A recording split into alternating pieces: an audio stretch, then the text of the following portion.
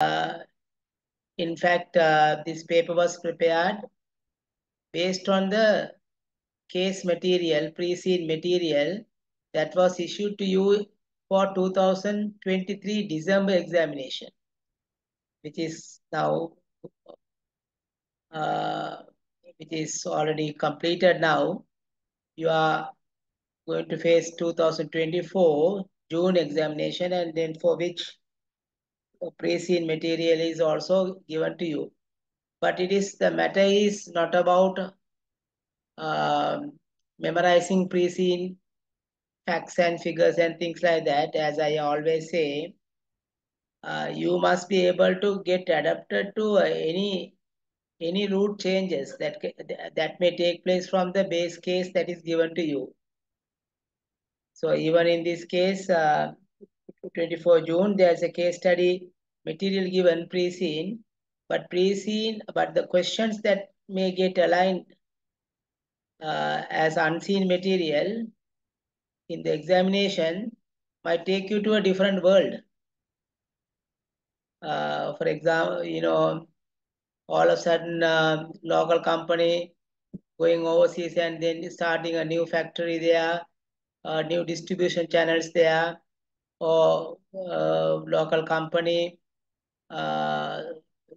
getting into some manufacturing process, or some, as a result of diversification, they may go into different sectors by acquiring companies, various things. I mean, you can think about anything can be possible here, uh, because the syllabus is given to you.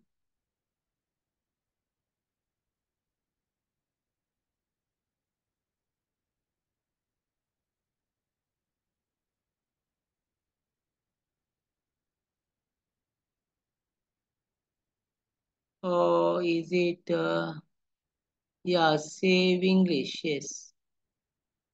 Are you, are you listening some other language?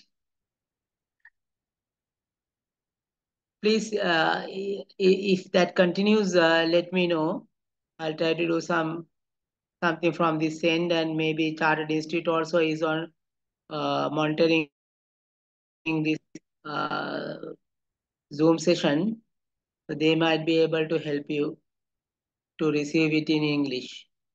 I'm talking 100% English, so that if you are hearing it in different languages, please let me know again.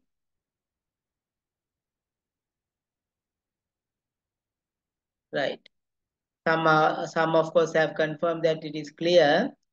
But anyway, if anybody is not being able to listen to the session in English, please lodge your complaint, please. So the entire syllabus is yours, and the examiner is eligible to test any parts of the syllabus in any manner that he wants. So this is actually, we are going to learn not only just answers for questions, but this is not going to take you, sometimes anywhere, just by memorizing answers to the questions that I have given. All what we need to understand is how to face the examination. So in order to discuss all these matters, in order to give some tips as to like how you should be framing your answers to a model exam paper, which is called mock examination paper. We have prepared this 2000 the mock examination paper for 2024 June based on recent material that has been issued for the last examination, which is 2023 December. Having said that, the paper structure so far we have seen from the revision of the syllabus last time. The examination have been conducted in particularly for CFRM. The format has not been changed much. it comes with three questions. Question number 1 and question number 2 are independent questions, so that it can be on some other companies, some issues relating to calculation of APV, NPV, cost of capital, and sourcing funds, the best way of sourcing funds, um, and capital structure decisions. Okay, you want me to speak a little bit louder, it seems. Wait a minute, I'll see whether the microphone.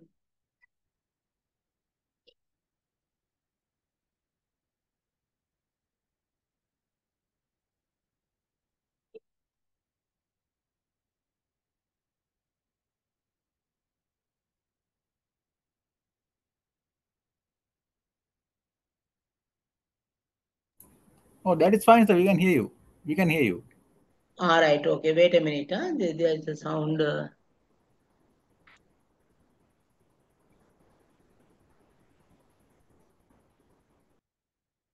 I have increased almost to the maximum. Okay, fine. Brightness. Fine. Okay. That's fine, is it? Right, okay. Thank Yes. you very much for your confirmation. And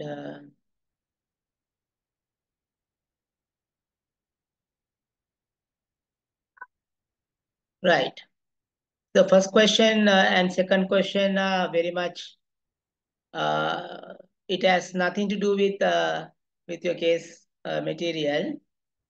And it can be, sometimes you might get one question from one particular area for 20 marks. But of course, it will be broken into several minor questions, but based on the same vignet, same scenario. Or else, if the examiner thinks that 25 marks is too much to test on one particular area like cost of capital calculation, or maybe dividend policy theory, or working capital theory, they might creep in one particular specialized area for about 10 marks or 15 marks. In that case, one of these question number 1 or 2 can come in two parts. For example, question number 1A carries about 13 or 15 marks. 1B carries about another 10 marks. So if you get it like that, it is, in my opinion, it is easier rather than concentrating on a bulk of information to answer one particular long question of 25 marks. But at the same time, that will be very much mindful. That might eat into your time, because whatever said and done, there are several questions to be answered. So you should not hang on to one question and then waste your time, because there are plenty of things to do on the latter part of the paper. Question number 2 also may be like that. It can come in 2 or 3 parts, or it can come as one part for 25 marks.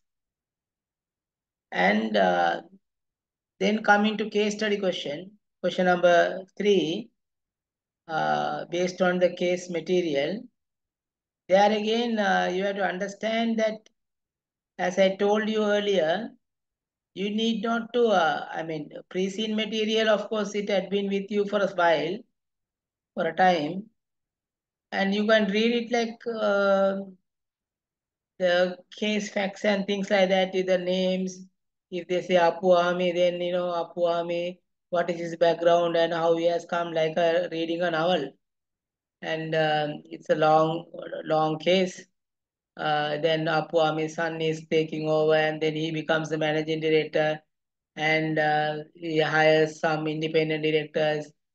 So mind you that this pre-seen material is not only done for CFRM, it is for the other papers also, even auditing also. There are some issues that while we are reading, we can understand that certain issues can be addressed to auditing paper. Uh, and even uh, advanced business reporting. paper also is going to be done based on it. Like they might say that they are acquiring another company or disposing one of the subsidiaries, and they might ask you to prepare sections of um, consolidated balance sheets, depending on like the scenario after the disposal, how the minority interest will look like, and that type of questions are pretty much probable in ABR paper, advanced business reporting. But when it comes to CFRM, our focus today is on CFRM. In CFRM, of course, as I mentioned, the case material may not get related too much, or else don't think that they would raise questions straight away from the pre-seen material for you to answer the questions from the pre-seen material itself. Uh, Instead, what they do is they take you through another journey. And as I told you, totally different scenario you might anticipate. You might have to anticipate. So it can be all of a sudden they can drag you to the dividend policy and drag you to. So therefore, the guessing game is useless here. Only thing is you have to be very strong in your fundamentals, principles, and also you should know how to articulate the answers in the best of the manner by saving adequate time. And my only request is don't leave space or don't leave questions and uh, you know finish answering because every point is important here. Even 2 marks or 3 marks or 1 mark is important. Sometimes you might come up to 48. It's a real tragedy, I know that. And then you might feel like, my goodness, if I had taken 2 marks, then it would have been 50, and then I would have other side of the fence. Uh, but here, as you know, that is why it is important that you answer the full paper. But if you don't know, then there's no point in wasting time and then bluffing. If you have time, you can bluff and see like whether you have some chances of getting 1 or 2 marks out of 5 marks and things like that. But don't waste too much of time on questions which are not too sure of to your knowledge to give a proper answer. Okay, having given that introduction, I would like to take you through the question paper now. Uh, and answers, while I actually, uh, the institute said that by the time that you participate, they will allow you to weave the answers also. Is it correct now? Are you accessible to the answers, suggested answers? Okay, very good. So Yes, now sir. Now I have it, shared the answer. I have shared the answer. They can all download right, from the all student right, member. okay, okay, okay. Thank you very much. So then I think straight away we can go to the question, because this is not like working on a whiteboard or something and then show it, because a lot of workings, number crunching exercises are also getting involved. So best thing is now take it as a guidance to answer, and later on you can go through the answer script once again uh, along with the paper, and learn uh, particularly how to frame the answers and things like that. And also I must mention that don't think that this is being conducted by the institute. We have no link with the examiner, or this paper is not a representative of examination paper.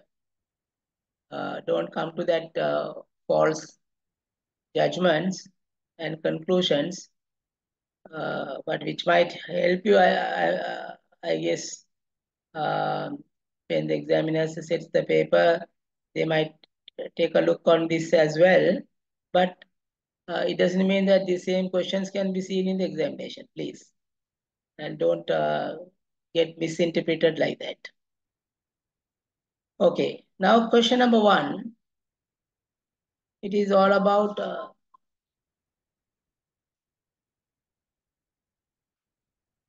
give me 1 second. Dakshina, yeah.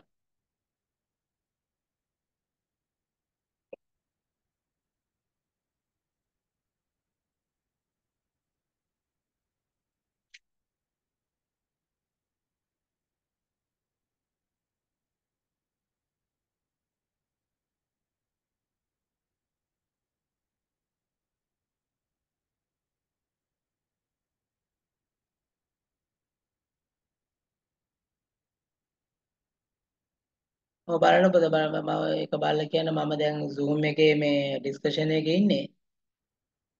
ඔව් මම මේ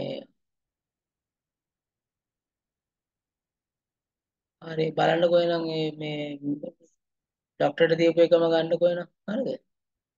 right ඕකේ. ඕකේ මම මේ Zoom එකේ ඉන්නේ දැන් මේ මාරුයි මාව කන්ටැක්ට් කරන්න මේක. ඉස්සරහට right.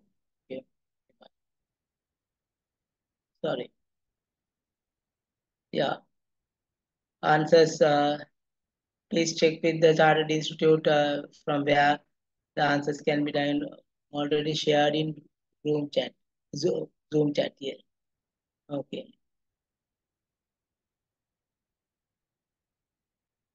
Right. So the question number 1 is revolving around basically cost of sales. Sorry, cost of capital related question. So to pinpoint the background to this question is that a company called Wilson Publishers PLC is operating with 3 divisions. Public division, specialist division, and in-house division. They are into printing journals and circulating to retail stores and to own staff and various things. So they have described all of that. And Wilson is not particularly happy about performance that they have witnessed in specialist division in the last year or for a limited period in the past. Therefore, they have decided to sell this particular division, specialist division, to a company called Nelson Limited. So the names are sounding very similar. Don't get confused with the names. If you are using highlighter or whatever, then you highlight it and then remember you have to absorb the question first time as you read.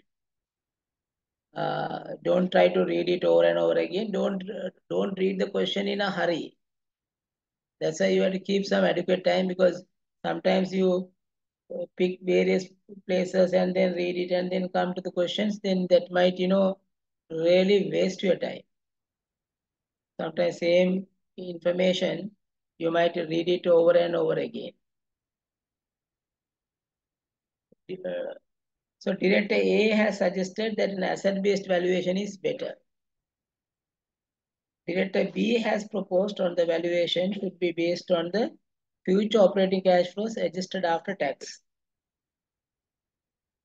discounted by Nelson's existing WACC. Nelson is the company which is going to buy. Director C has suggested that the WACC used in the valuation should be derived from proxy company, which is Parkson. And Parkson is successfully running this specialist division, not this particular specialist division, but the specialist division is being properly managed by Parkson. So they say that to use Parkson's beta factors and things like that, and then derive weighted average cost of capital aligned with Parkson's cost of equity, because the business risk is Parkson is conducting a business which is exclusively the publications of materials relating to specialist division. So Parkson is not doing any other thing. So if somebody is buying specialist division, the business risk can be encountered from Parkson's beta factor. But the Parkson's cost gearing ratio might be different. So that you have to do a needful adjustment to the gearing and then find out what would be the cost of equity and WACs. So having said that, Director D says he has suggested that the earnings valuation model should be used based on an estimated cost of equity for the specialist division.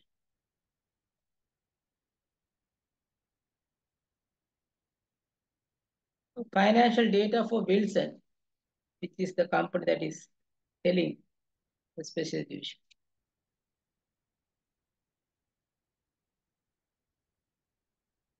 The net asset employed in the division had a book value of 150 million and the replacement value of 200 million. That is on asset-based valuation that you can rely on those two numbers. Operating cash flows adjusted after tax were 25 million, and in the current year, which will grow at 4% per annum if it were to remain with Wilson.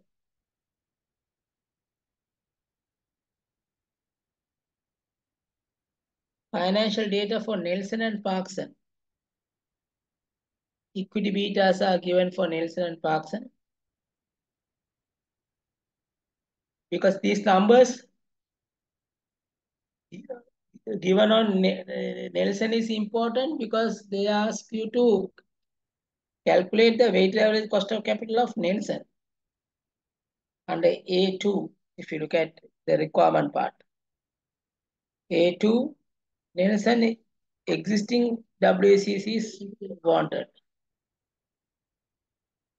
Then Parkson's numbers are important because they ask in A3 a suitable WACC for the specialist division based on the proxy company Parkson adjusted for Nelson's gearing.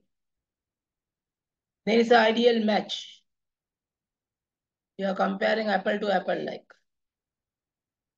Business risk is the same. Specialist division is being, the Parkson handles exclusively specialist division. But since Parkson's gearing ratio is different from that of Nelson,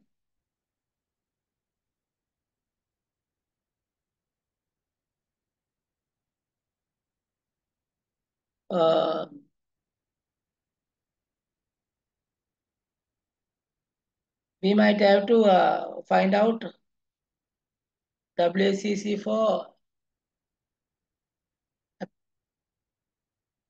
acquisition of specialist division by Nelson from the standpoint of Parkson.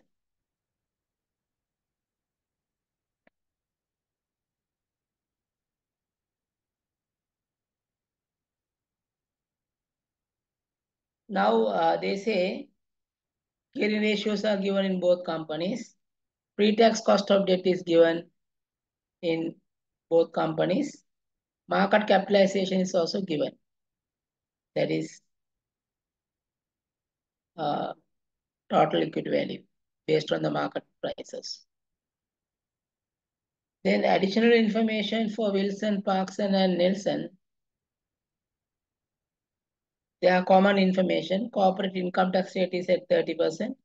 risk-free rate is 8%. Risk premium, that is over and above the risk-free rate, the market offers a 6% premium. And debt betas are 0. So when you derive from beta of one company to the other company, you got to assume always debt beta is 0. So debt beta 0 means debt is not subject to fluctuations in terms of its prices. Uh, Beta factor comes into play when? What is beta factor actually? Beta factor is the correlation between stock return and the market return. So here, whatever that market offers in terms of returns, high or low or increasing or decreasing, the return of the debt instrument is remaining constant. Now, if you take a bank loan, it's a debt, but bank loan amount is not going to go up and down depending on the debt market security price movements. No? So that is the meaning of it, debt beta being 0. Now calculate, now we will focus on the questions. Calculate Nelson's existing cost of equity. Nelson's. Now Nelson has got a, now you have to go by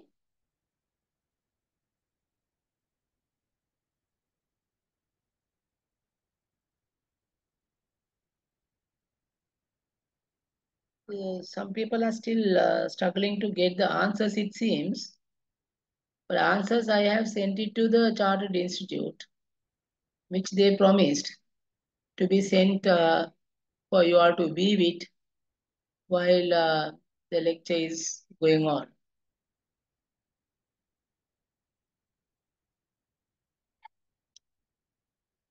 Yeah, CS Sri Lanka shared a file in the meeting.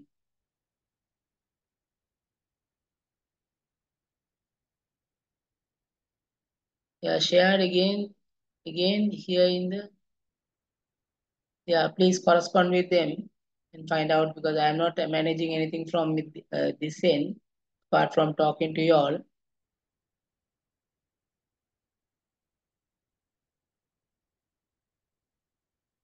Yeah, please sort out that with the CS Sri Lanka.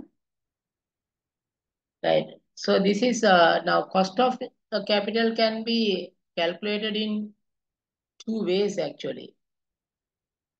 One is the dividend growth model can be used to calculate the cost of equity, and then from cost of equity you can apply WACC calculation and find out what the WACC would be. But here they are asking only the cost of equity for Nelson.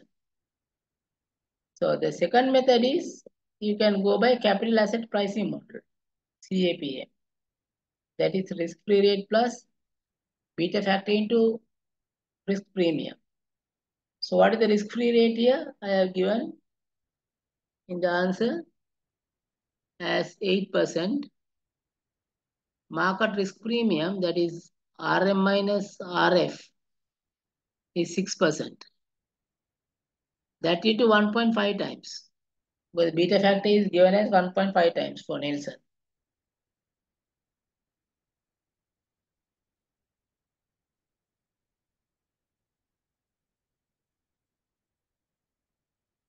So then all in all, it comes to about 17%.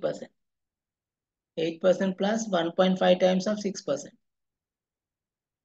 So 8% plus 9%, 17%. I hope that is a very straightforward calculation for you to pick it up. Then A2,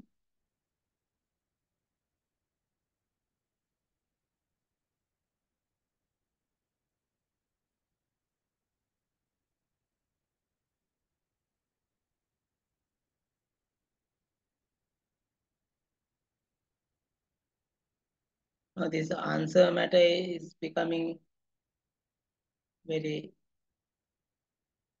disturbing to students, it seems.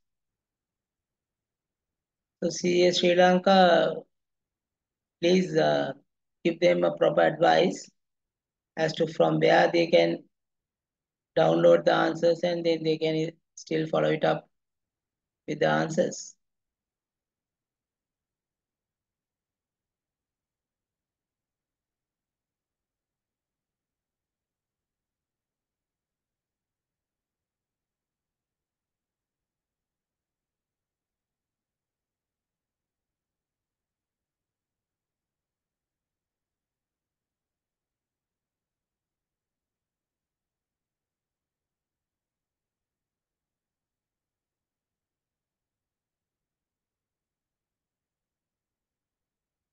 Right, the A2, the second one is Nelson's existing WACC. So cost of equity is 17%, no? But that gearing ratio is 40% debt, 60% equity. So 17% you multiply by 60%, and cost of debt is coming to how much? Interest rate is 12%, but 1 minus T you have to apply. To calculate the cost of debt, you have to get the post-tax cost of interest.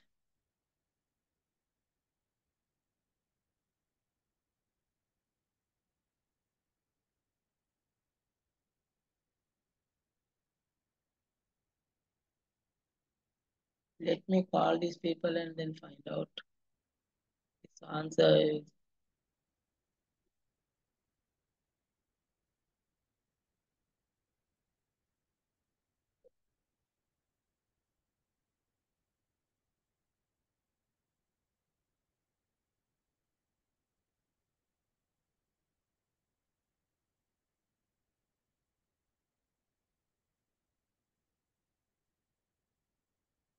Aruna, yes, good evening. And a lot of students are writing to say that they are unable to access the answers.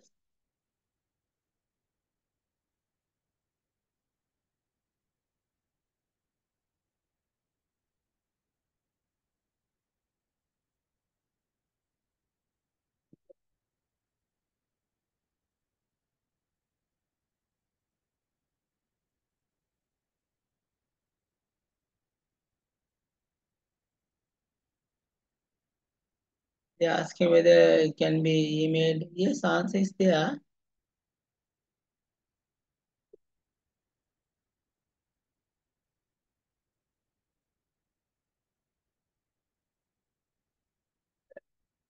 Uh-huh.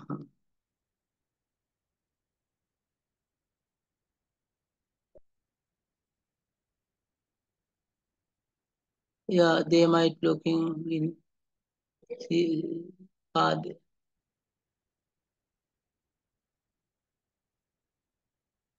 they actually you can download it in the Zoom. I just opened it. I am telling the students.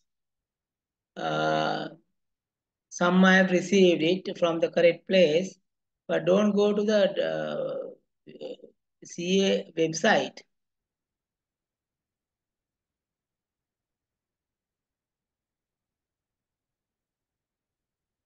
Right? Yes, answers to discuss. That is there as an attachment. Yes.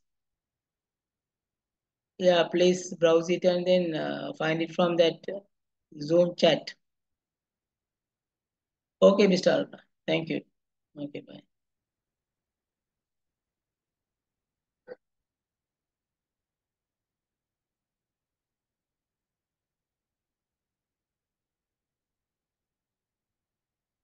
So the second one is WACC, cost of equity into the equity proportion 60%. And cost of debt is 12% into 1 minus T. T is being 30%. You must get 70% of 12%. That is 8.4%. That into 40%. So 17% into 60% and 8.4% into 40%. That comes overall cost of capital of 13.56%. Okay, that's clear. Third one, a suitable WACC for the specialist division based on proxy Parkinson's adjusted for Nelson's gearing. Now, Parkinson's, first of all, you have to calculate the ungeared beta because their gearing level is different no? Because Parkinson's gearing level is 25%. That is, debt is 25%, equity is 75%. Whereas Nelson has a gearing level of 40% debt and 60% equity. So, if you can ungear the equity beta of Parkson, then it takes business risk into account and uh, capital structure in an ungeared format.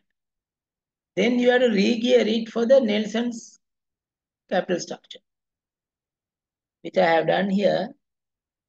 For Parkson, ungeared beta is equal to geared beta divided by value of equity multiplied by value of debt into 1 minus t, which comes to about 0.65. That is why it is important that you have the answer so that you can easily relate these numbers there.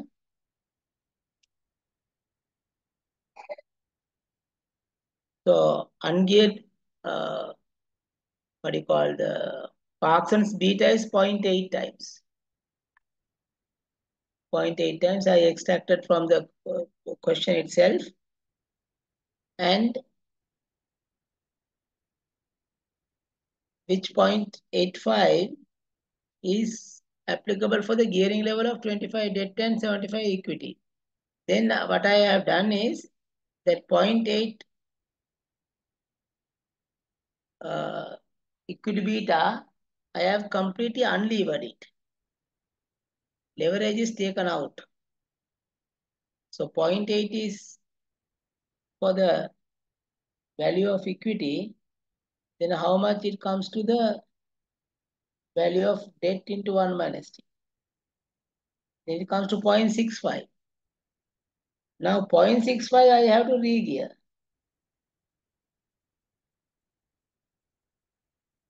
0.65 I have to re-gear.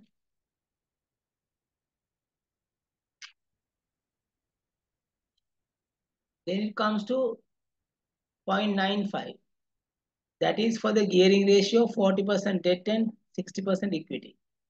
The formula is given there and the numbers are correctly substituted or rather applied. Then the cost of what do you call the beta factor derived from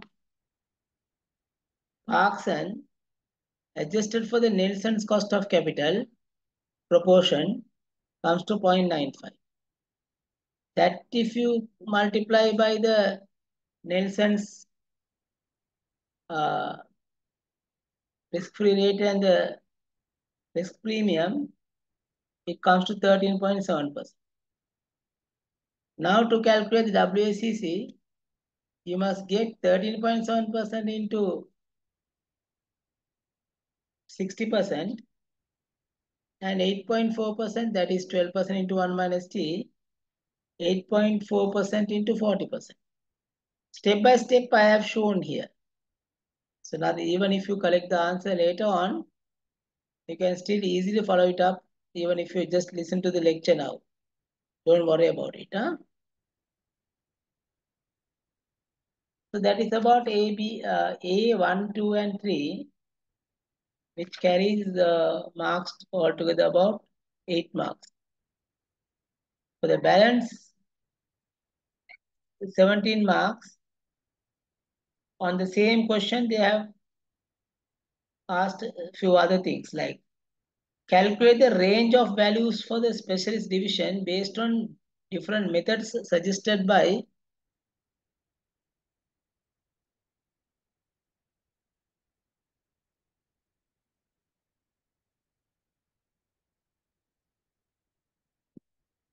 no cost of debt. You are saying it must be 14% into 1 minus t. No, we are applying cost of debt of the Nelson, not the Parkson. So we are calculating WACC for the Nelson, no? For Nelson to apply for the specialist division. Okay. So therefore, we must go by 12% cost of debt, which is the cost of debt of Nelson.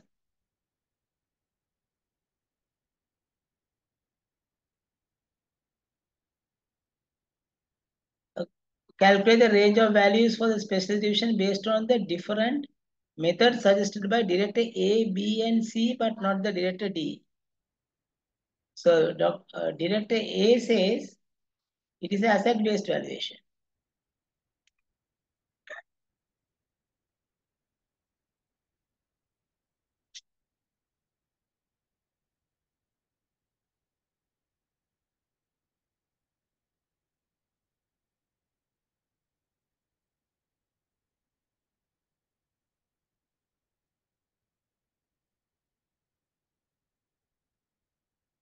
So if you take director A's suggestion is to go by the net asset, and we have been given two values.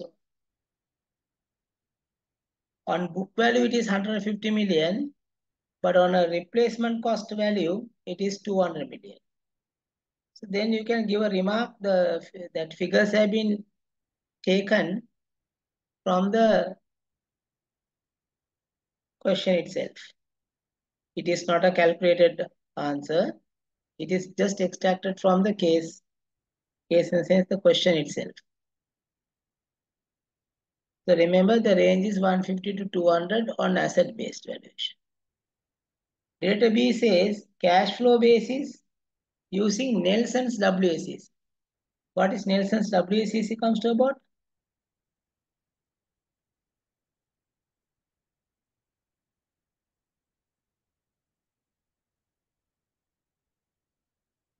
Which came earlier, 13.56%. That is not derived from Parkson. They are straightaway Nelson's cost of capital. That is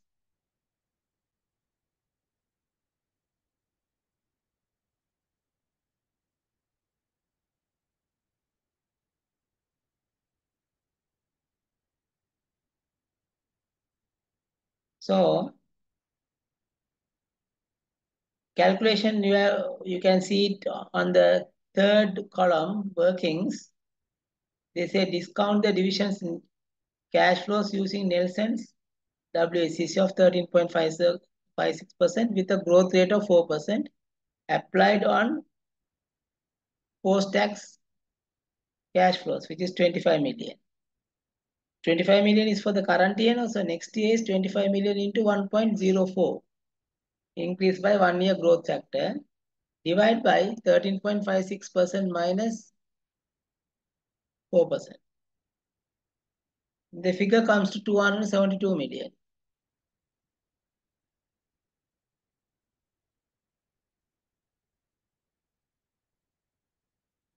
Yeah, net asset base value, you're asking whether can't we consider for as 200 million, but we have considered both because the information is given book value and replacement value.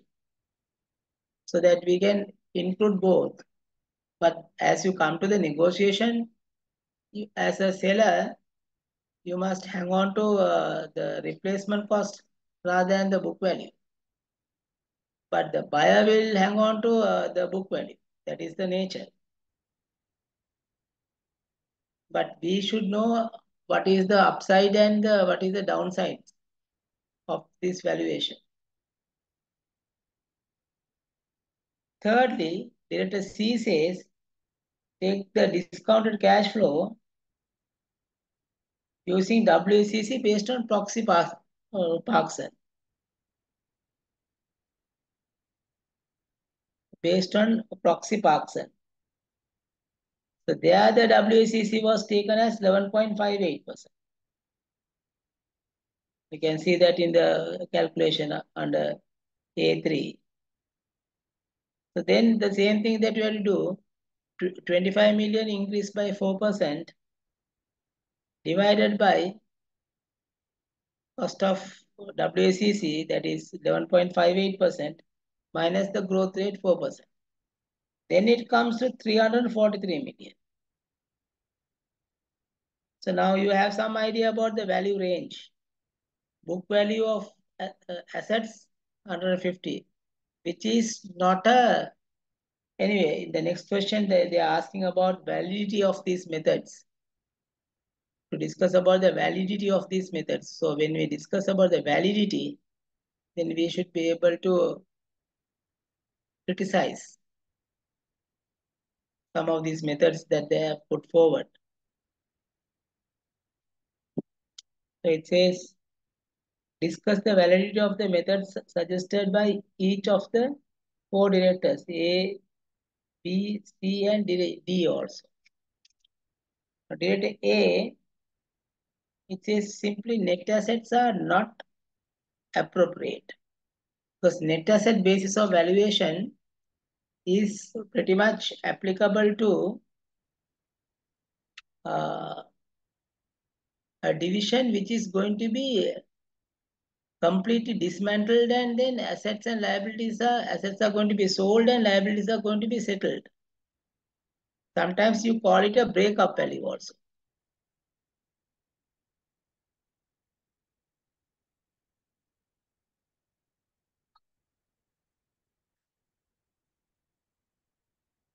No, 4% growth rate, you are asking 4% growth rate, can we apply only for the Wilson? No.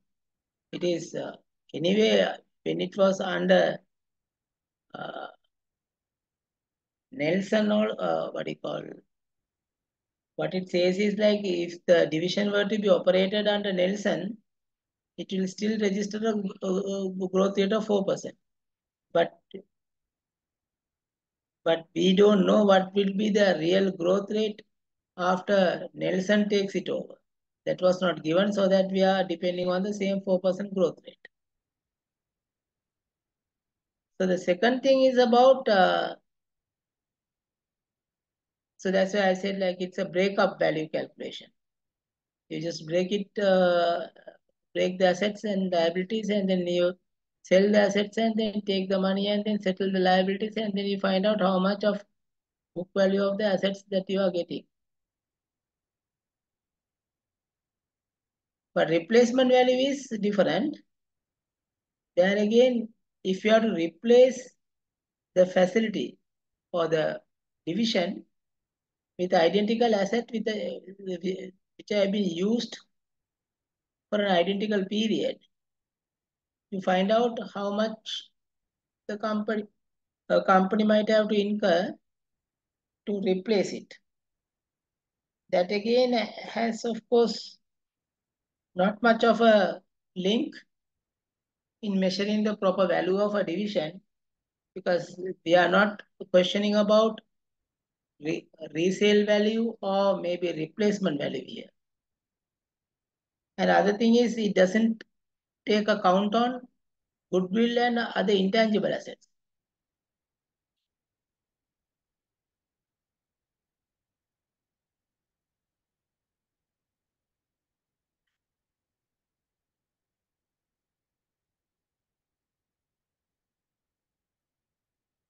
Yeah, actually it is, they are not taking all liabilities. In that case, liability would be 0.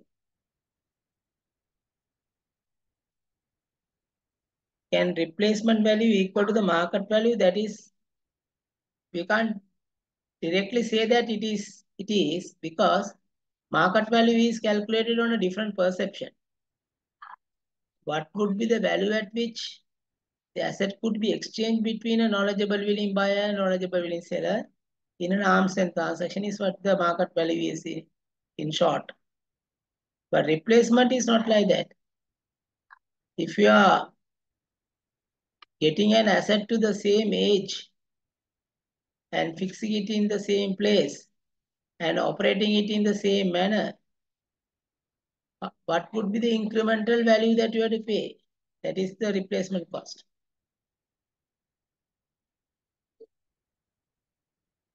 The Director B's comment is about applying WACC of Nelson's along with 25 million cash flow increased by 4%. It says operating cash flow. Director B has suggested using the operating cash flow of the business discounted at Nelson's equity existing WACC as a valuation methodology. This approach will value the whole of the business before taking into account the way that it is funded. It will give you the value of the whole business. So don't forget that it has liabilities too. This is an appropriate basis on which to value the special division as it does not have its own debt as long as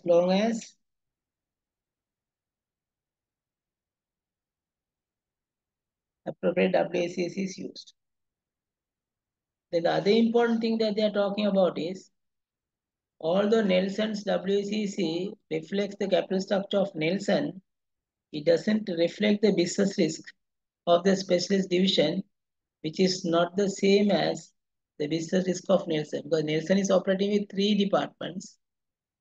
But if you are to sell specialist division only, the overall beta factor and the cost of equity cannot be applied as it is for the specialist division, because which may be either too risky or less riskier compared to other two publication divisions. A WCC can be obtained that reflects the business risk of the division by using the ungeared beta of the proxy firm. That is what we have done in Director C's recommendation. Director C recommendation is nothing to comment anything badly. Business risk can be taken into account by basing the WACC calculation on Parsons beta, which is correct. This beta can then be an ungeared and regeared to take account of the risk profile and the capital structure of Nelson, and used to calculate both the cost of equity and the WACC for Nelson to use in valuing Wilson's specialist division. This gives a significantly higher value, reflecting a lower risk of Parsons than Nelson. Because if you look at the beta factor, what is being derived from Parsons for the specialist division is much lower than the beta factor applicable to Nelson share as it operates with 3 divisions.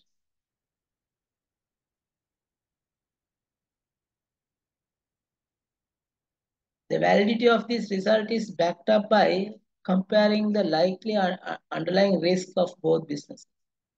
Parsons has more reliable repeat business from publishing specialist in-house company journals, whereas Nelson is in the more risky book publishing business. This explains the higher beta value for Nelson that I explained. The Director D, he says what? Director D has suggested that the earnings valuation model based on an estimated cost of equity for the specialist division. So we were not asked to do the calculation, but we had to comment on it as to find out like how far that method is suitable for the purpose that they use. The earnings valuation method requires figures of both earnings and cost of equity. However, neither of these figures are available for the specialist division as it is not a separate subsidiary company with its own capital structure, share prices and dividends. Estimates may be possible if more information were available about the capital structure of Wilson and an appropriate allocation of capital and interest cost across divisions. It would also be possible to use the capital structure of Parkson in the evaluation of the interest cost. Note that the earnings valuation method only provides the value of equity, so that the value of debt would need to be added to the final result to obtain the estimate of the value of the asset being acquired by Nielsen.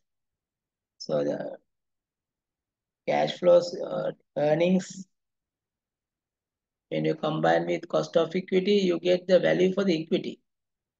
So if you are buying without the debt, then you have to find out the value of the debt also included in the specialist division, and that also should be added. That is the comment mainly against that director D's suggestion. Then finally, we have to comment on the price. This is where you have to be very careful.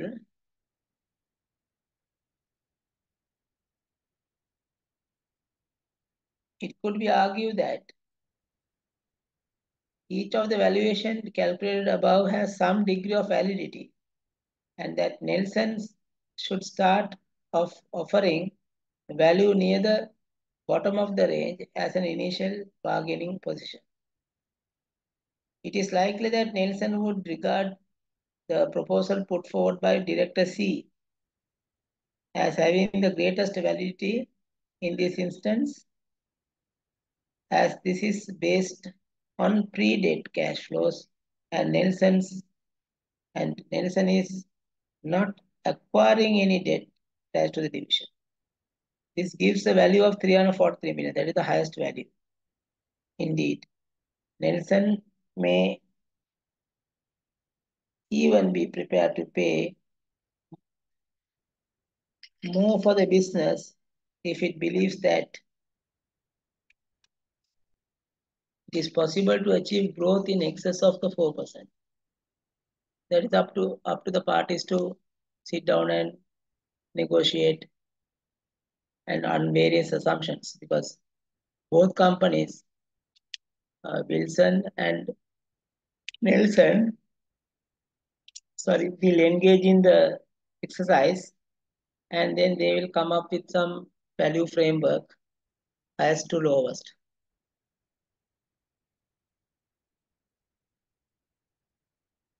Finally, it says it is in conclusion, it would be recommended that the starting bid of around 270 million, which is the cash flows discounted at Nelson's WACC, and negotiate from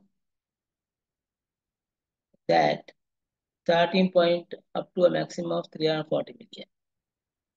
So what is prescribed here and what is recommended here is to move in between 270 to 340 million.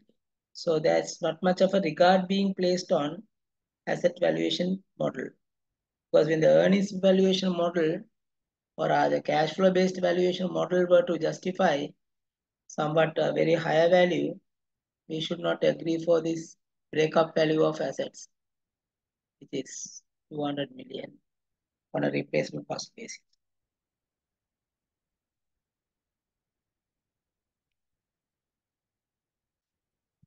We'll take 2 minutes break and then we'll go to question number 2.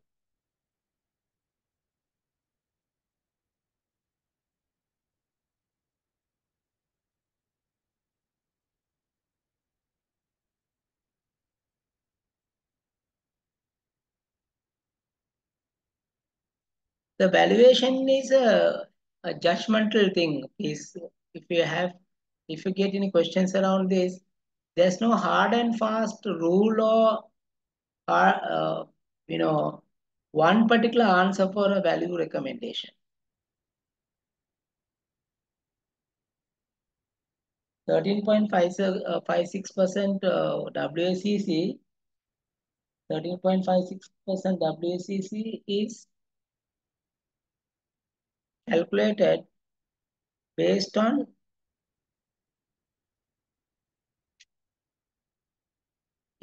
equity beta derived from Parkson. Because Parkson's business risk is lower, therefore it attributes lower cost of equity. That is why the WACC of Nelson, which is derived based on the Parkinson's cost of equity or Parkinson's beta factor, is being low. So coming back to that earlier query, that valuation, don't be feared of it in recommending, because sometimes even your boss might ask you to do your necessary calculations and then come and tell him that what is the value that you are recommending. So that is why we are looking at many methodologies to find out where we stand in terms of this methodology and where we stand in terms of the other methodology and like that. So there's no exact way to say that this is how we have to go and this is the value that you have to somehow grab it. So here is a good example. Asset-based valuation has not much of a relevance here. But if the asset-based valuation is coming to about 400 million, nobody would be interested in selling it like for 300 million. They say that I will break it up in the market and then sell it and then get 400 million to my pocket. It's like a minimum value without inculcating earning potential into it. So asset as it is just as an asset, it doesn't count on the earning potential, no. But if you go by the forecast cash flows and discounted by WACC, there the cost of the capital is being considered, and also the likelihood of receiving cash and the amount of cash that you will receive over a period of time also will be considered along with the growth rate. So that is a better measurement on both parties to know like where this value stands. So on that basis only we are saying 270 is on one cash flow based valuation and 343 is another cash flow based valuation. So the value can be tumbling in between 270 and 340. But even if you somebody is asked, is it okay to give a recommended 200 and 200 and 270 or 340 like that? Nothing wrong. But when you give the range of valuation, you should not mix up things and we should not confuse people. If you go and say that anything between 200 and 340, I am okay, then obviously they will come and get landed in 200. And it will be a hard push for you to make it anything beyond 200. So it will be very much tactful.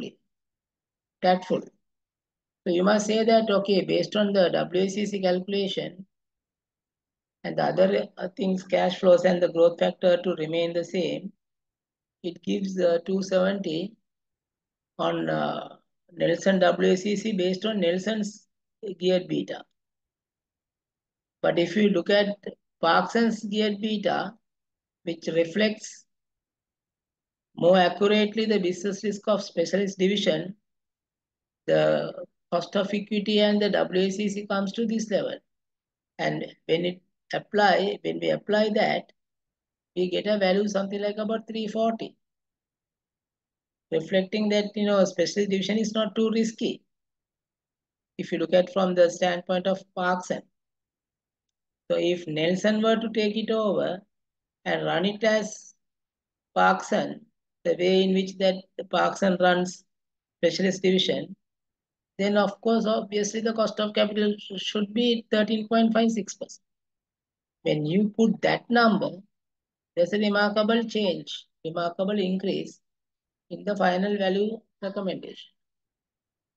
So that is why we are saying just keep it in your mind that 270 also is a value that can be considered. But 340 must be the starting point of bargaining as a seller. Buyer, of course, he might say book value 150, why should I pay this and that? Then you are saying, no, that is not the case here. But this is going to be handed over to you as a running business.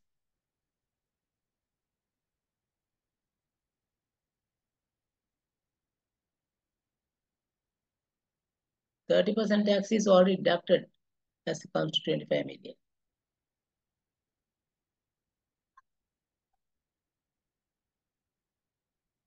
Operating cash flows adjusted for tax were 25 million. That's how they are given in the question. That's why we are not deducting tax again.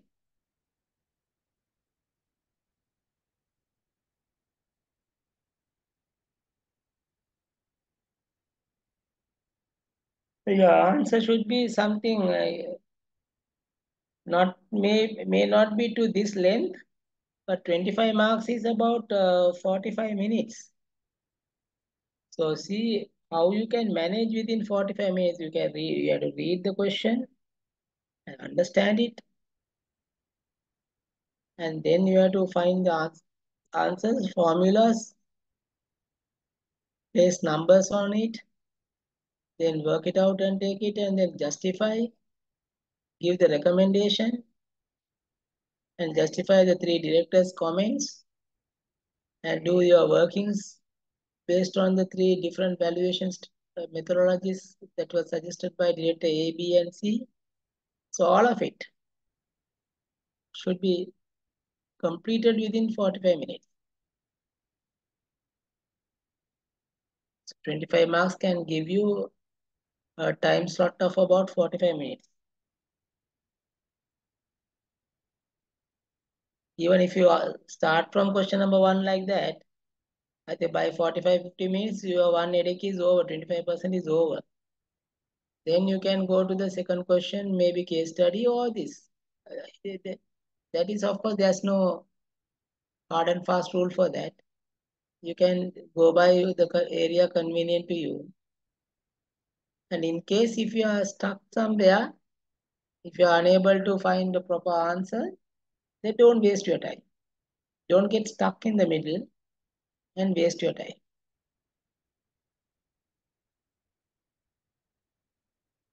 Now come to question number 2. It has 2 parts.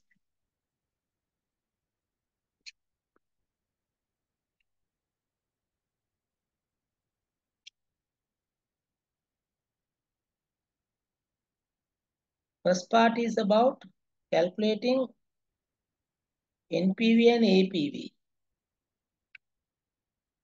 along with cost of capital calculations. Second part is going as B, which is more focused on the dividend policy. They are, of course, as I mentioned, even though they are broken into 2, but some plenty of work has to be done. Sometimes you may not be able to finish it within 45 minutes in a question. We are not going to grab the whole 100 marks, but if you are sure about the answers for those questions, then taking 5 minutes or few more minutes more, that is okay. And keep about worst case 1 hour and 15 minutes for the case study. And then go and hammer as much as you can. Okay, now let's look at question number 2, part A. This is company Jensen Motors engaged in manufacturing of motors, water pumps, and they sell it in the wholesale market. And their capital structure as of 31st March 2024 says state capital 800 million, reserves, retained earnings 150, 950, bank borrowing at 12%, and 10% bonds at 650.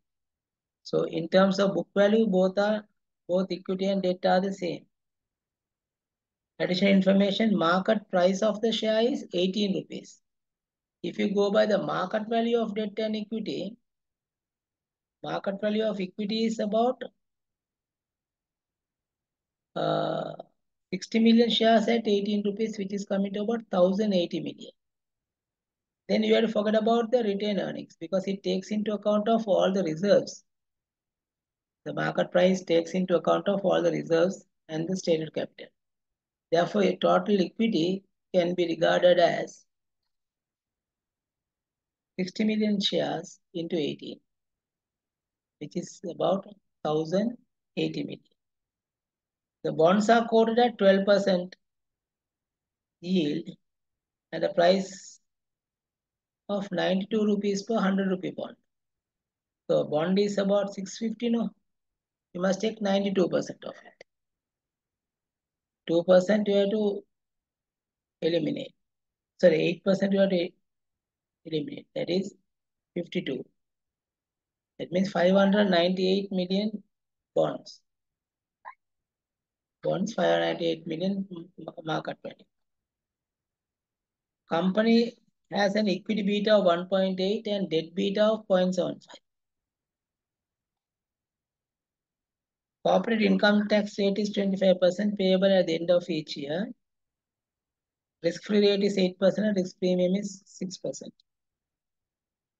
So informations are very much available. Then they say Project X, this is known as Project X, requires an initial investment of 300 million.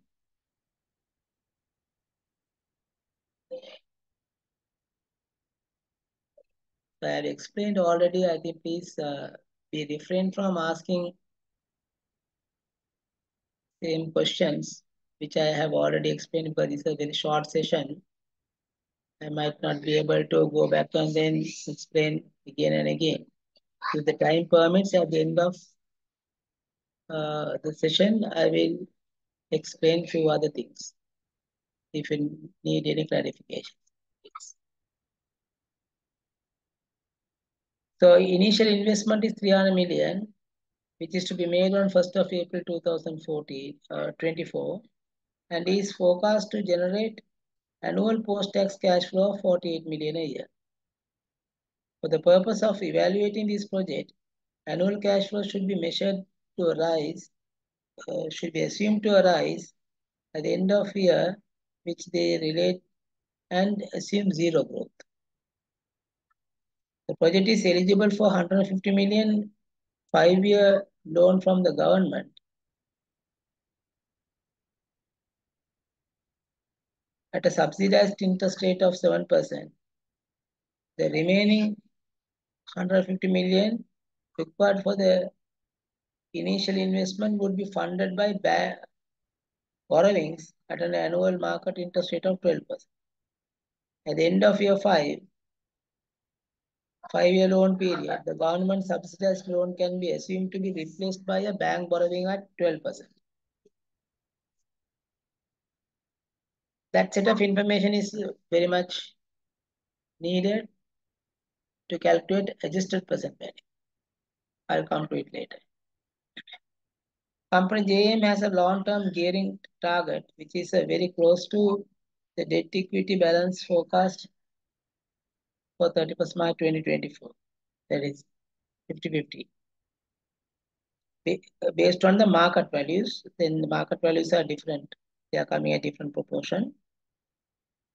Although this project is being financed using borrowings, increasing gearing, there's no intention of changing the long-term gearing target.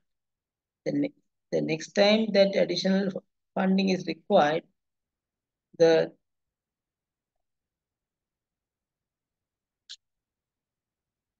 company is likely to use equity finance such as a rights issue in order to bring company's gearing back in line with the long-term gearing target. Anyway, now they ask you to calculate before taking the project X.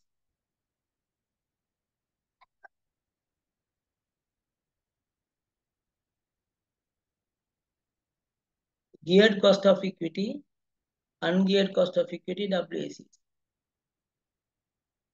Given the answer, geared cost of equity is for JM.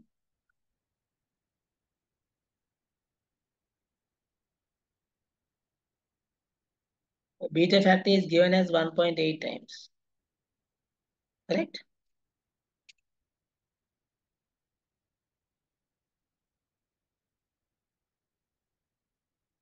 Yeah, company JM has an equity beta of 1.8 times. By 1.8 times into risk premium of 6% plus risk-free rate of 8%. So it comes to 18.8%. That is answer for A1.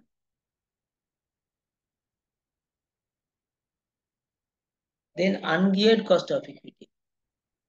So for ungeared cost of equity, you have to apply ungeared beta to capital asset pricing model formula. For that, you have to first of all find out what would be the gearing level like. Market value of debt is, remember 898 we came at on bonds and 300 million on bank loans and government loan.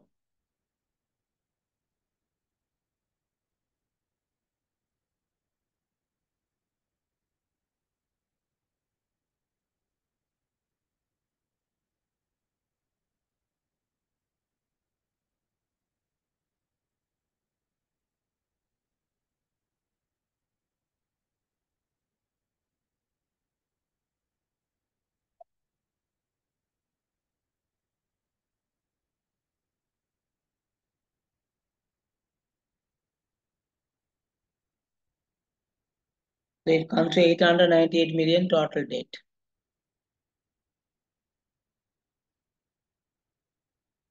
Then total equity is 1080 million, that is 18 million, 18 rupees share at for 60 million shares at 18 rupees. Then the debt part is always coming with 1 minus T. So then the proportion as you de-gear, okay, or when you ungear it, 1.8 should be divided by the total capital and multiply by equity proportion. Then debt beta is given as 0.75.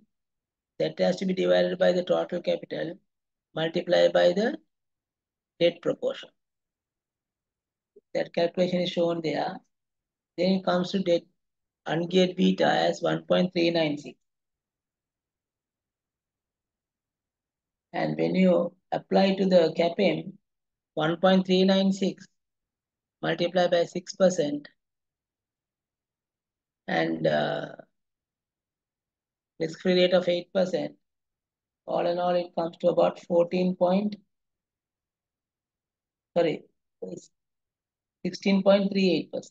That answer is there. The third question they're asking is,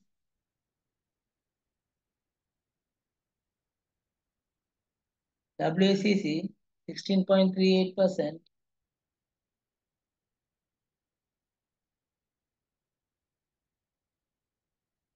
You can use your normal WACC calculation like we did it in the past. Still you get the same answer as 14.5%, or else you can go by this formula. WACC is equal to ungeared cost of equity, which is 16.38%, multiplied by 1 minus uh, debt divided by debt plus equity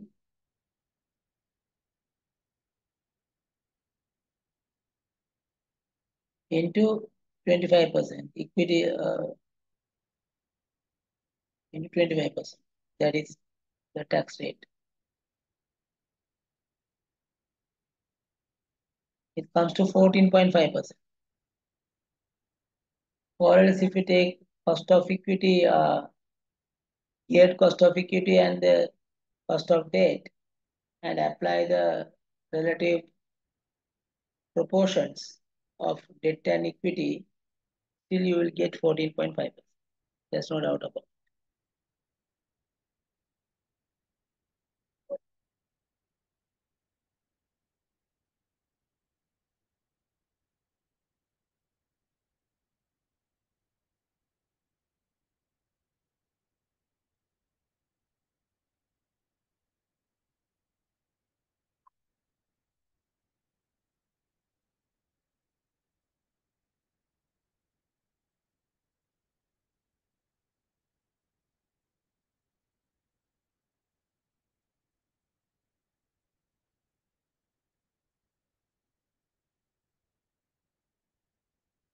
Now this formula is correct. Huh? Please follow that. Then B1, calculate the value of the project X using each of the following alternative.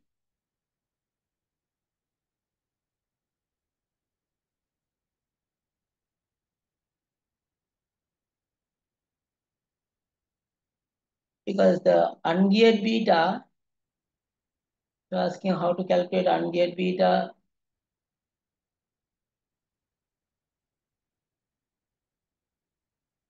Is, you have to take geared beta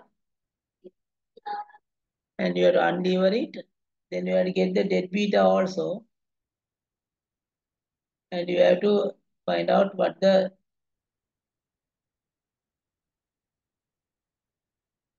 equity beta will come to about. I think you must have learned that formula.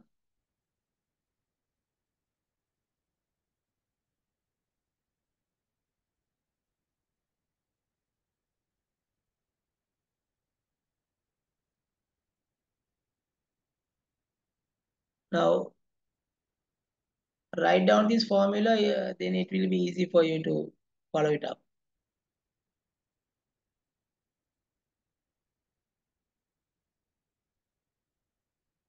Asset beta equals beta of assets beta of A equals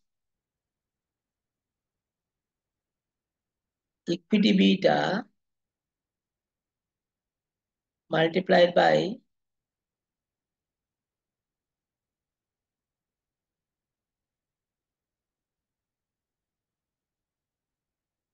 above the line equity E, below the line E plus D into 1 minus T.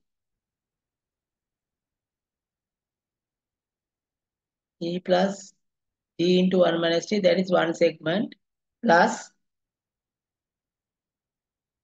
this is like a weighted average beta of debt and equity is what is beta applicable for assets. So plus debt beta into D multiply by above the line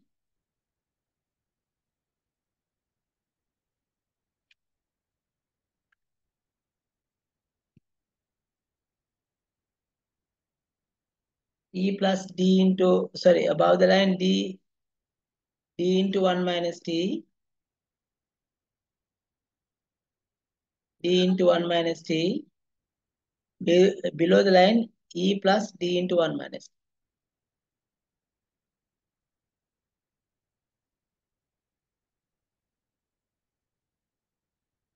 And in case if debt beta is 0, then we can reintroduce this formula as asset beta as ungeared beta, ungeared equity beta.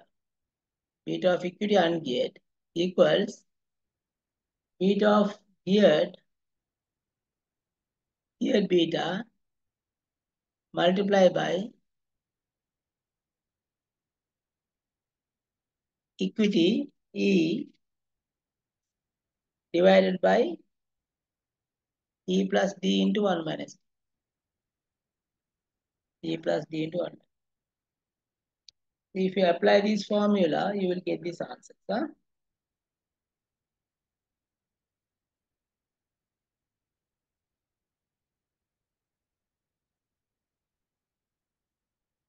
Now the WAC is 14.5%. They ask you to calculate the NPV. NPV calculation I have shown in page number 5 in the answer script. Sorry, the page number 4 as 48 million we will be receiving annually with no growth factor, but divide by 14.5% cost of capital. 48 million divided by 14.5% capital WACC minus 300 million capital cost of the project. 48 divided by 14.5% minus 300 million. The figure comes to 31 million.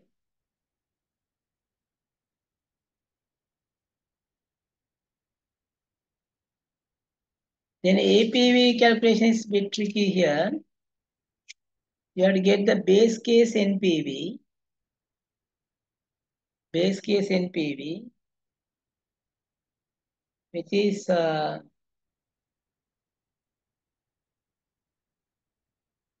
48 million divided by 16.38%.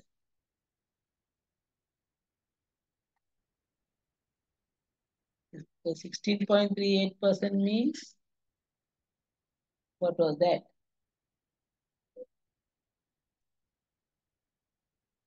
The capital asset pricing model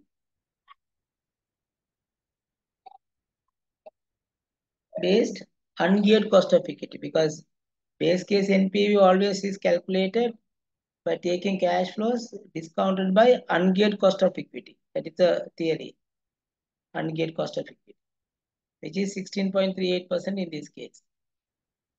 So 48 divided by 16.38 minus 300 million is the base case NPV, which is minus 6.96. Now, now this has been discounted by the ungeared, no? Then you have to bring the effect of the gearing into this base case NPV to find out what the adjusted present value is, APV is. I have given it in a box here.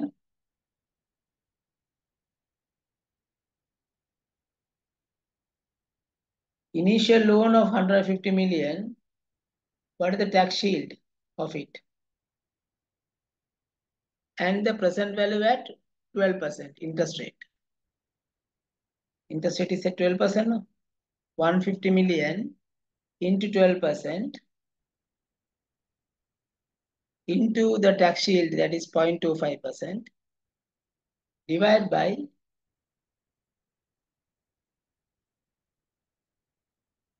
12%.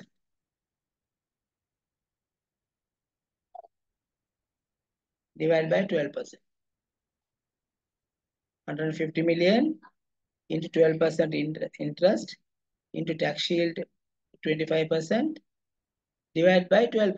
So 12%, 12% if you set off, what you get is present value of all tax shield applicable to the normal loan is 150 million into 25%, which is 37.5 million. I have shown that calculation. For the government thing, it is coming at a 7% rate, then what would be the tax shield? 25%, which is applicable only for a limited period of 5 years. So 12% at the rate of 12% for 5-year discounting factor, cumulative, coming to about 3.605. It's all shown very, very clearly. Yeah?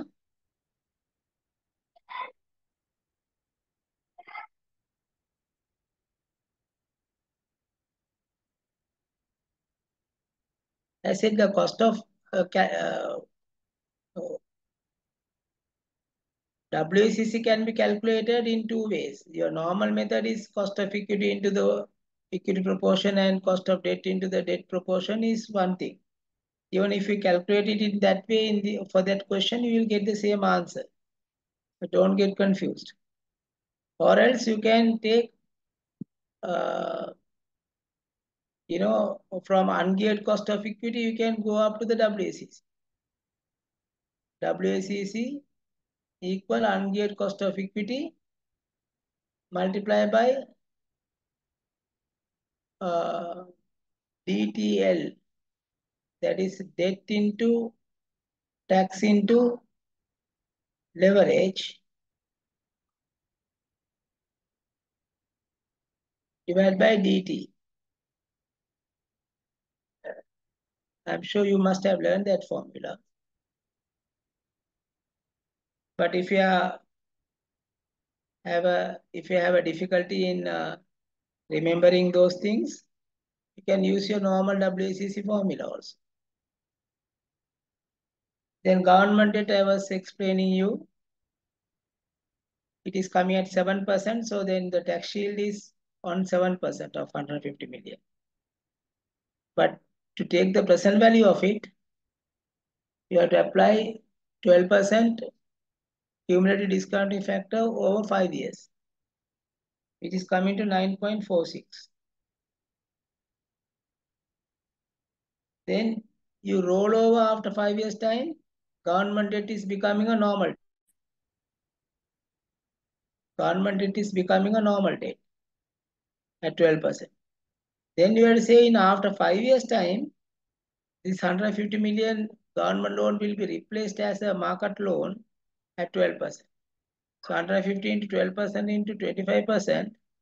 Now you have to apply the discounting, cumulative discounting factor from 6th year to the perpetuity.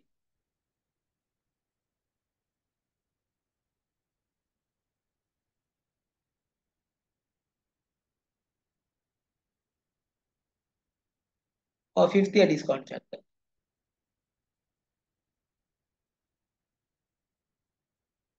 And from there, it goes at 12%. Discount rate is 12% forever. But that value should be brought back to year 0. Therefore, you discount it at 12% discount factor applicable for the year 5, which comes to 21.27. So all in all, the tax shield comes to 68.23. But present value of subsidized interest benefit,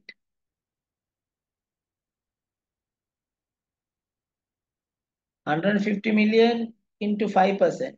That is a subsidy benefit over 5 years. That comes to 27.04. And the present value of tax relief lost because of the reduction in the interest rate of the government loan, you are witnessing a reduction in the tax benefit,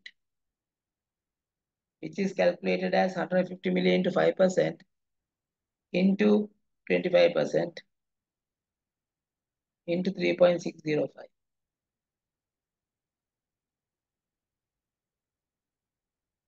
Which is coming to 6.76.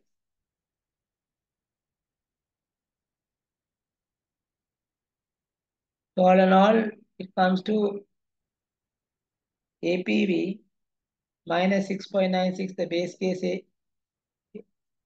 APV. Present value of tax shield is 68.23 and present value of subsidized interest benefit is 20.28. All in all, it comes to 81.55 million.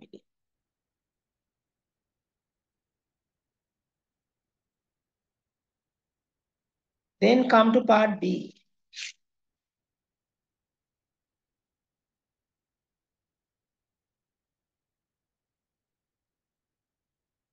Now this is on dividend matters. For part A, we were given 12 marks. For part B, altogether for 13 marks. So total is 25 marks.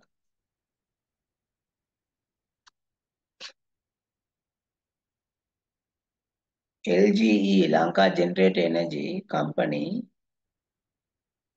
is a large electricity generator and distributor. Was privatized 5 years ago and its ordinary shares are quoted on the Colombo Stock Exchange. Share capital 1,500 million, reserves 500 million. Currently, LG company has 1,500 million shares in issue.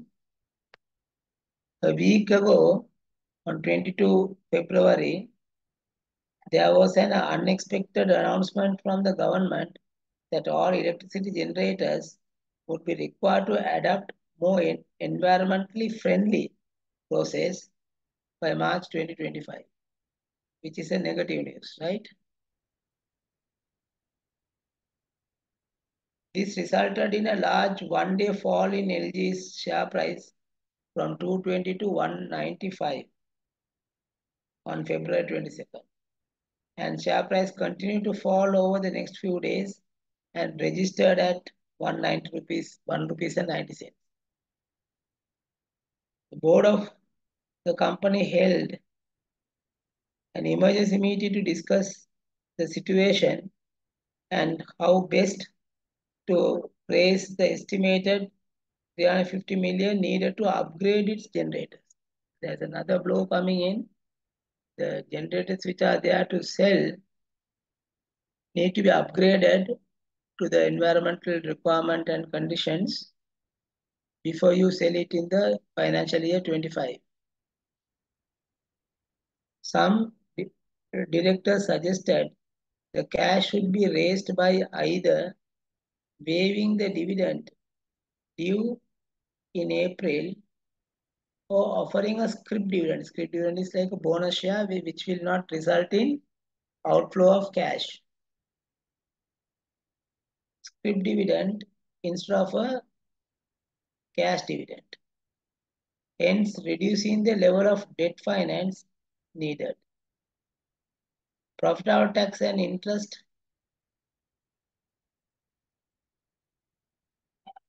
is forecast to be 380 million in the current financial year, ending 31st March 2024.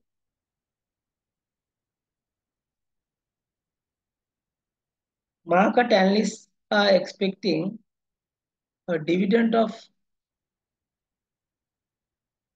the order of 200 million to be paid in April 2026.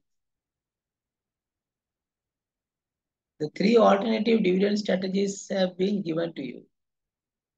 I either pay cash dividend as you have promised, which is going to result in 200 million rupees cash outflow, or pay no dividend at all, or else you give one share for every 12 shares held.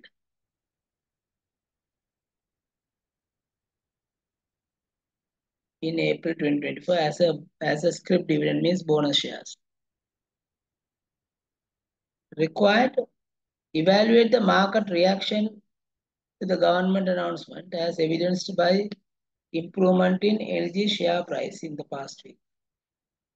The share price has got tumbled from 220 to 190 by 30 cents a share, which is causing a value reduction of 450 million.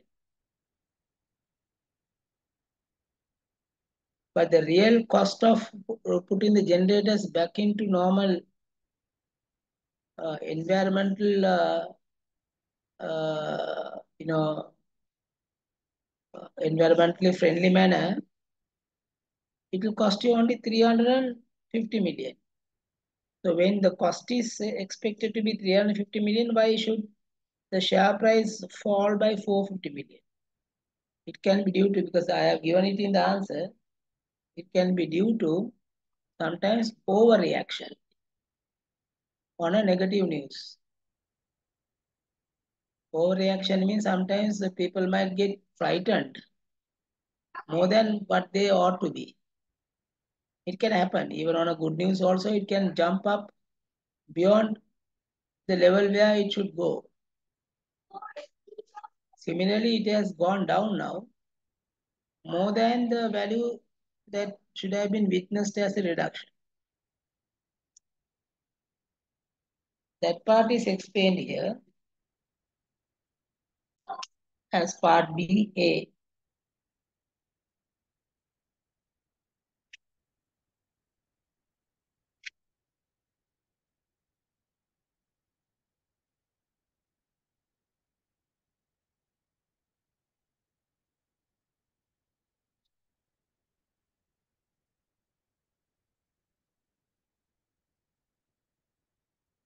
Then you are supposed to evaluate B1.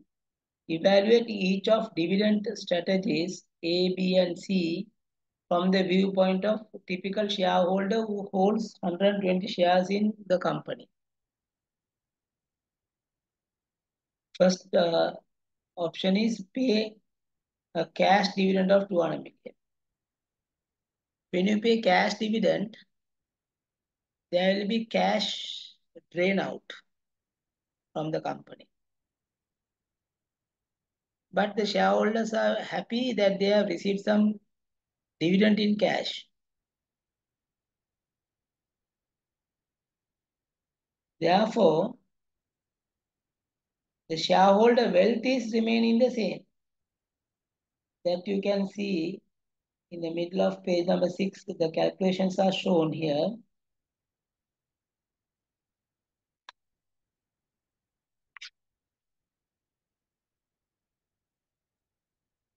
The value of the company reduces to 200 million by 200 million, which is 13.3 cents per share on payment of the dividend. The theoretical post-dividend cash price is therefore from 190 you have to deduct 13.3, 1.767.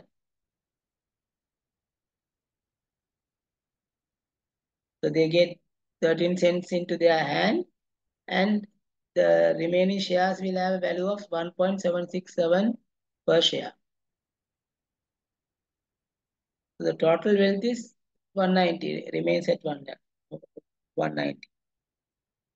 That is a fall in shareholder value of 16 rupees from 200,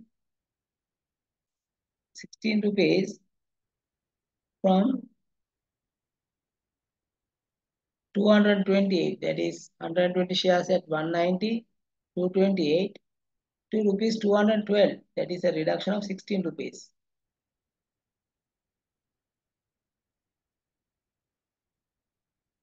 But they collect the dividend in turn 13.3 cents into 12 shares. Sorry, 120 shares, which is also 16 rupees. So what they actually, what you have to mention is what you are losing in terms of the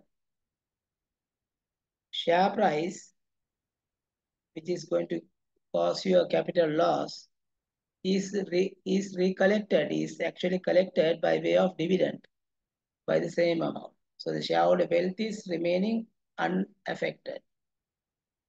And provided that, again, you have to say that, if you collect it in the form of dividend, if it were to be taxed at a higher rate than the capital gain, it is better to keep quiet and then remain without declaring dividend. Then the shareholder can sell some shares and then get some dividend, which is called homemade dividend, and on which he may not have to pay the tax, the amount of tax which they otherwise would have paid on dividend.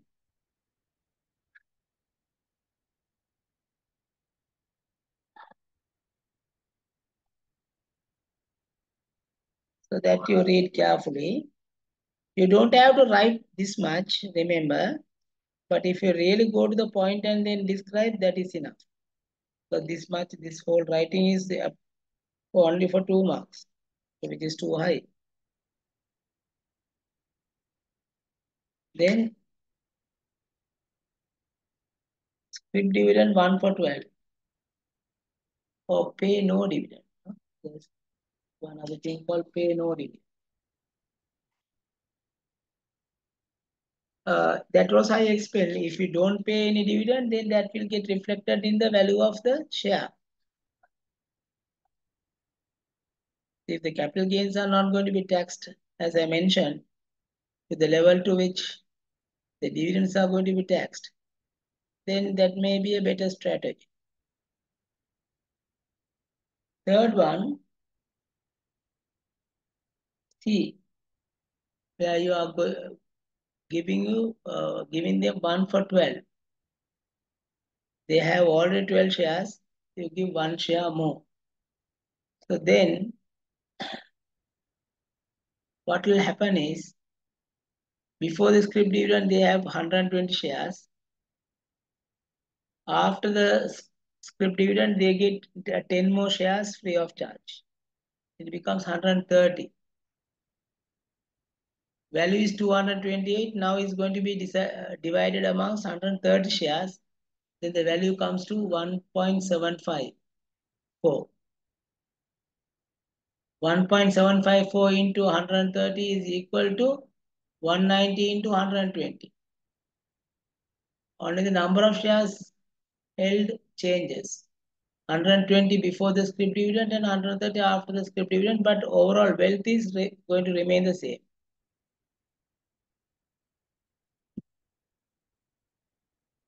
So when it comes to dividend policy, you have to, these are things that you remember. If you pay out dividend, what would be the impact on the share price? And what will be the dividend income that the shareholder will receive into his hand?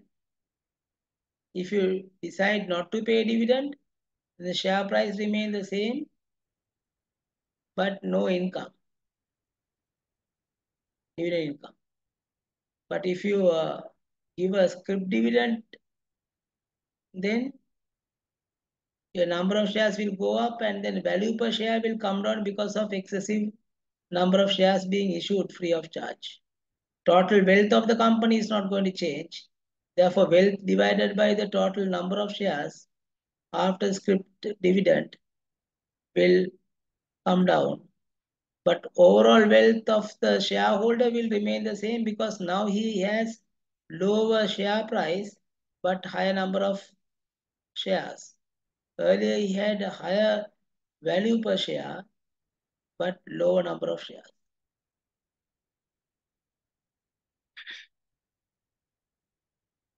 Then come to B2. Advise the company which dividend strategy A, B or C to adapt, considering all relevant factors. Now, this is some kind of a judgmental, theory-based judgmental question.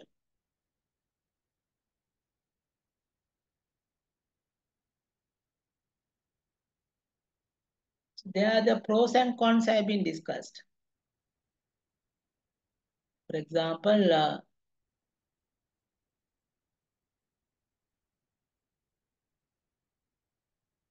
the waiver of a dividend would conserve cash, which is a great thing because you don't have to go back to your shareholders or go and borrow funds to do the needful modifications to your generators.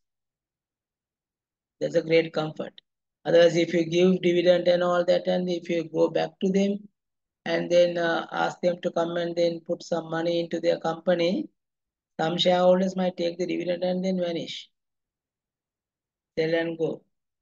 They might not be there for taking the bad side of it.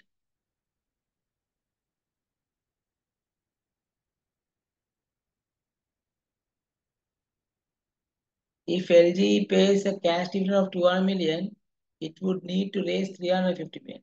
Otherwise, they were to raise only 150 million. Then about scrip dividend, following disadvantages are there. Scrip dividend results in a greater number of shares in circulation.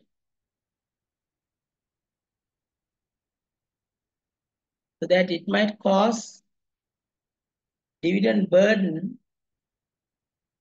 over future dividend payments. Now you are increasing number of shares, but people might expect to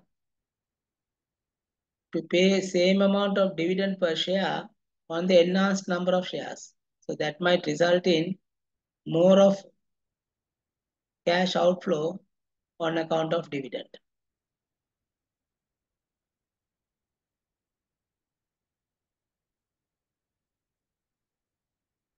Scrip dividend has the effect of moving reserves from the distributable to non-distributable.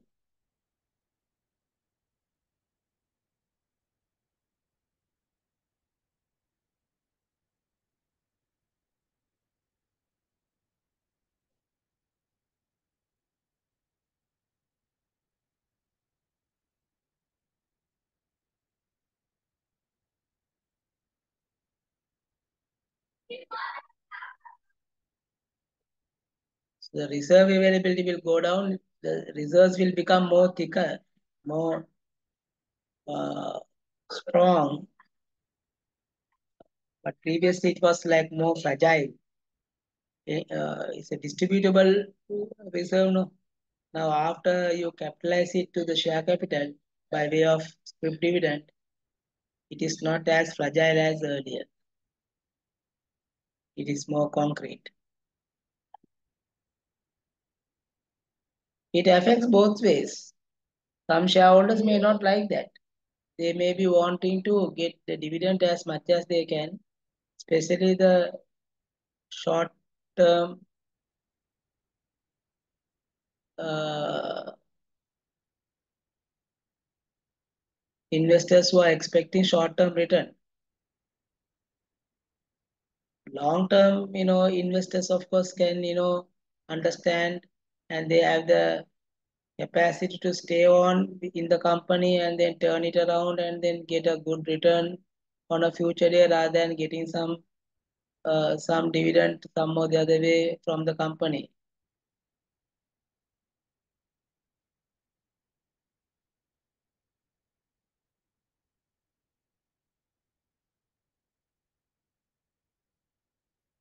And also here also I have discussed that individual tax position also is carrying some weight when you decide whether it is should be scrip dividend or cash dividend. If it is paid in the form of cash dividend, then you are taxed on dividend income. But if it is given in the form of free shares and bonus shares, then shareholder can encash the bonus shares and gain, and then they are liable for the taxes on capital gain. So depending on the income tax rates, you can decide them. And scrip dividend, one other drawback is it is uh, paperwork wise and all that is little cumbersome.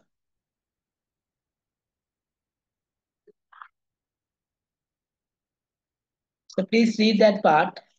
That is a complete, which is a complete answer that I have given there. Now we'll come to the case study. I'll take a 2-3 minutes break, and then we will look into the case study based question. Right? Not too far, not too much of time. Just have some glass of water, refresh yourself, and come in about 3 to 4 minutes.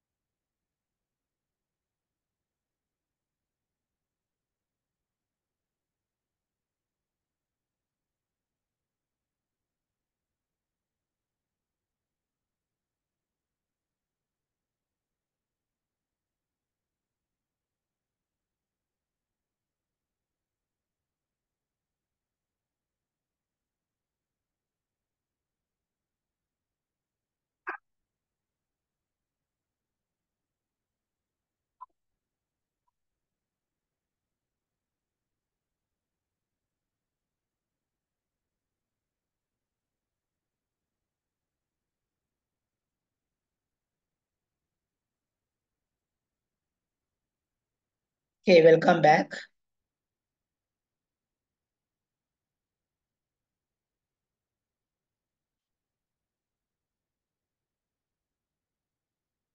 Section 2 is case study based question.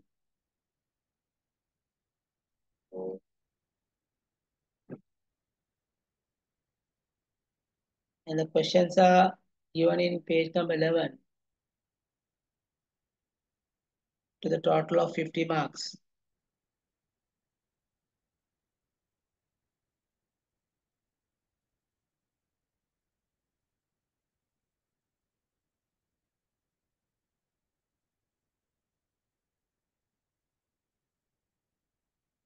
The first the section is about selling SCP Sunshine Construction PLC, one of its business of tea blending operation under a company called XT Private Limited.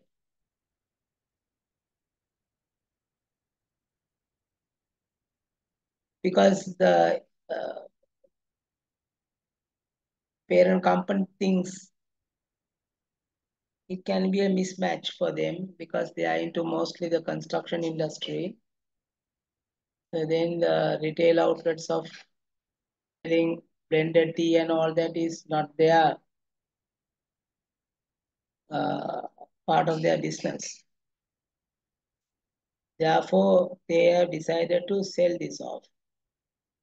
But in the meantime, the management team of XT Private Limited have shown keen interest in acquiring this XT Private Limited with the help of a venture capital company. The total price has been agreed as 450 million, which is to be financed in the manner set out here. MBO team will have 45 million shares with Class A equity shares, which will have full voting rights. The venture capital companies also put 180 million, 4 times of it,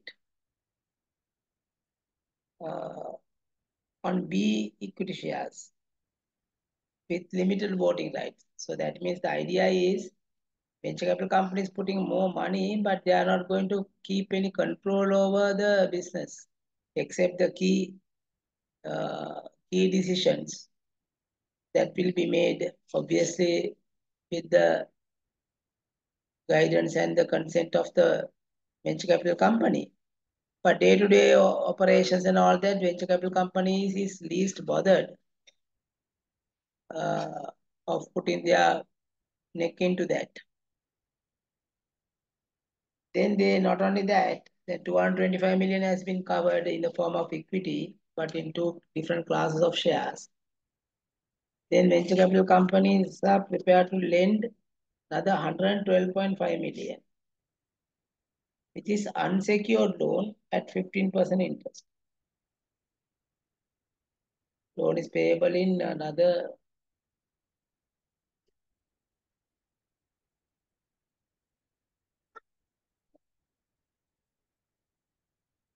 2028.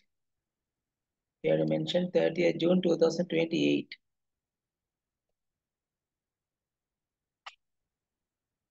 After 4 years. Make it 2028. Huh? And the last bit of 112.5 million to come from the local banks, which is secured loan at 12% interest. The difference between venture capital debt funding and this debt funding is mainly venture capital debt funding is unsecured. That means they are subordinated to the bank loan. After having paid the bank loan only, the venture capital company can claim anything on their debt provided for the business.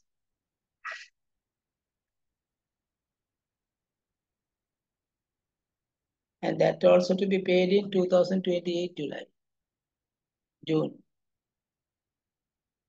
2028.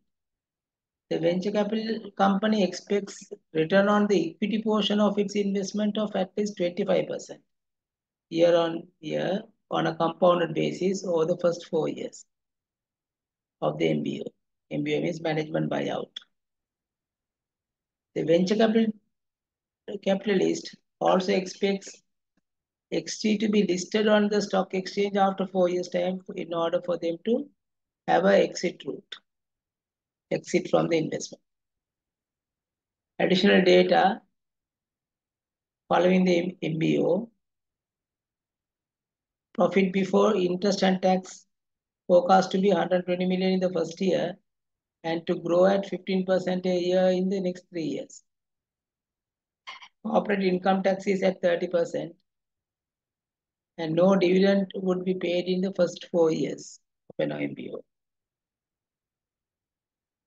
Under the planned IPO on 30th June 2028, A and B class shares would be converted into new ordinary shares and these shares would be offered for sale to the public.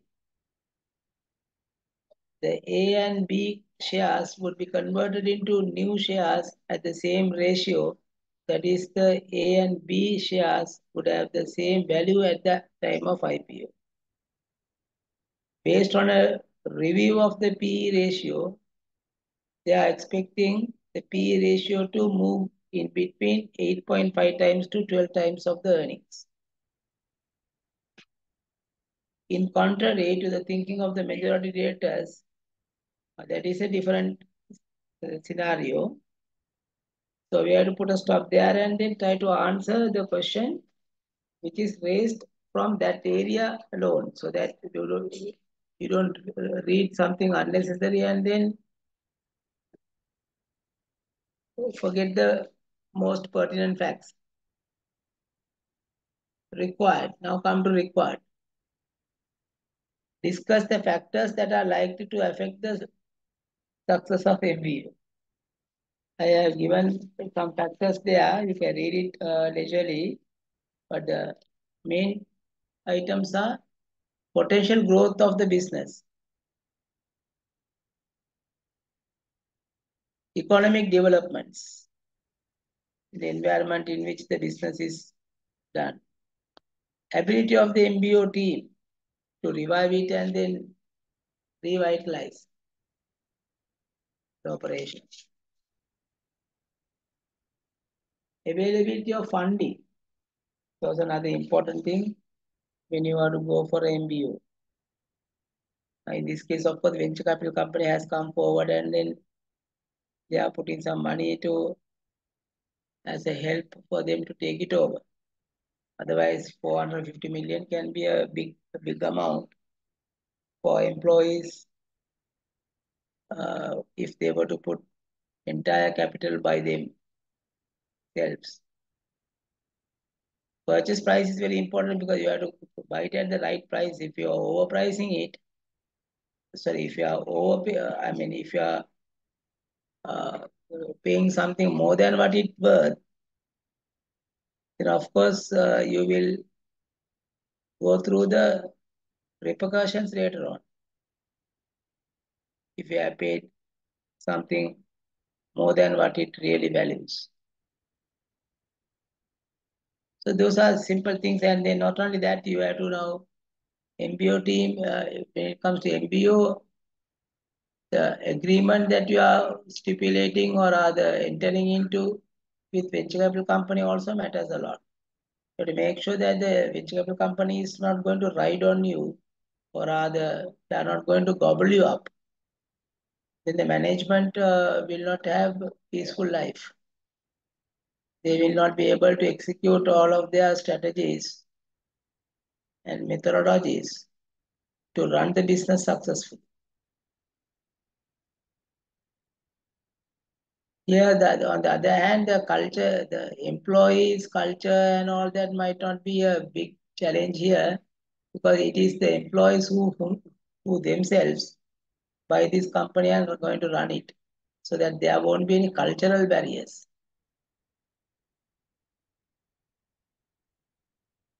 And of course, as in all other cases, you have to look at the tax implications also.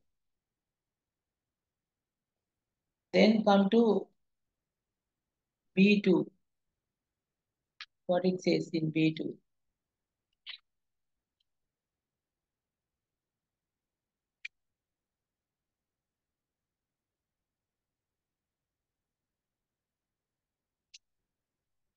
In B2,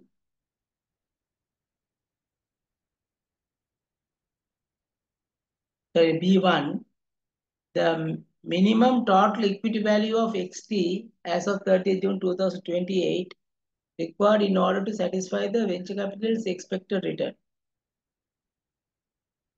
So they are expecting 25% compounded return for their equity.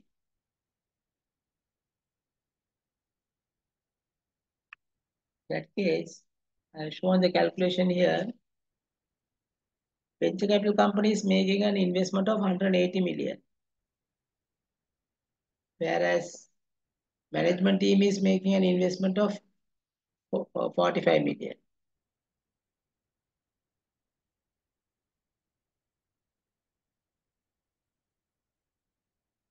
To generate a return of 25% on a compound basis, this investment will need to grow to 439.5 million. How do you get it? 180 million into 1.25 to the power 4. 180 million into 1.25 to the power 4. 25% compounding at a rate of 25, sorry, 25, 180 million investment value compounding at 25% interest rate per annum. After 4 years time, you get the value of 439.5 million. Since the venture capital company's portion has to be 439.5 million, you divide that by 80% and multiply by 100% to find out the total value of the company that should prevail in the market after 4 years time. In order for venture capital company to register a value of 439.5 million against their investment cost of 180 million.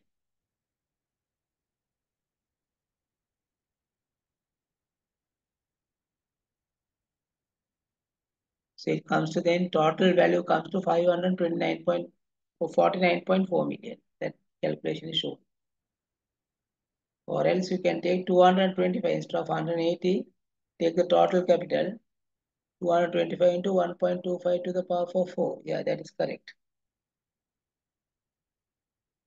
Then B2.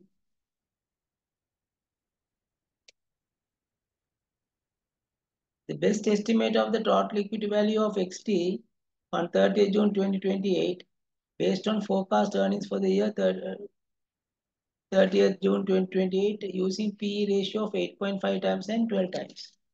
First of all, the earning figure need to be found out. B2. Post-tax cash flows before financing cost. That is 120 million into 1 minus T. That is increased by 15% per annum for 3 years.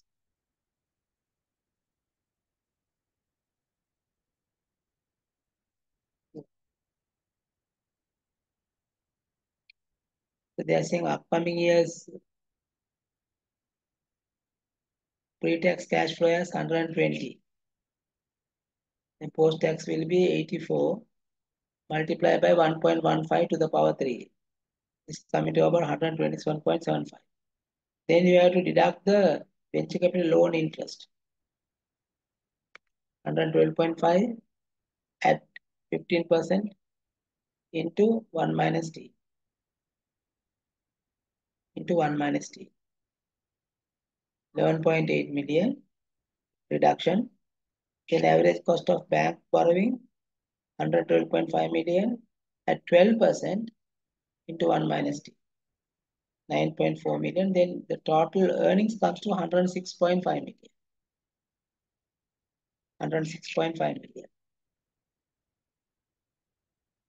Now, if you apply 8.5 times of PE, it comes to 905 million. So compared to the value target that you have had there, 549, 905 million is quite large. Then at PE of 12 times, it goes above 1,200, 1,278 million. So they are actually, if you look at if the share price were to move up according to the PE ratio, you are in a well set margin. You are on a well set margin.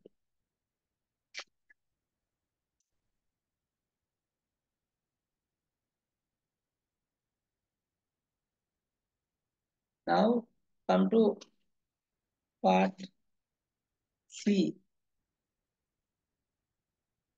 Explain the proposed financing arrangement from the viewpoint of the venture capitalist. So look at from the venture capitalist point of view and then find out whether the proposed financing arrangement is acceptable to them based on the results derived in part B above. So if you look at there, you don't have to give, once again, I won't remind you, you don't have to write so much, but I have given a comprehensive answer. Total return they are getting is capital gain plus the interest over 4 years, which comes to 327. So the total proceed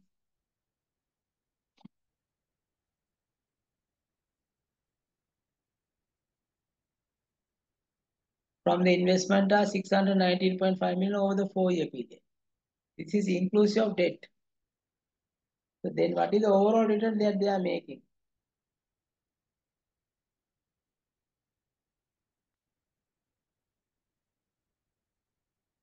%20.6%.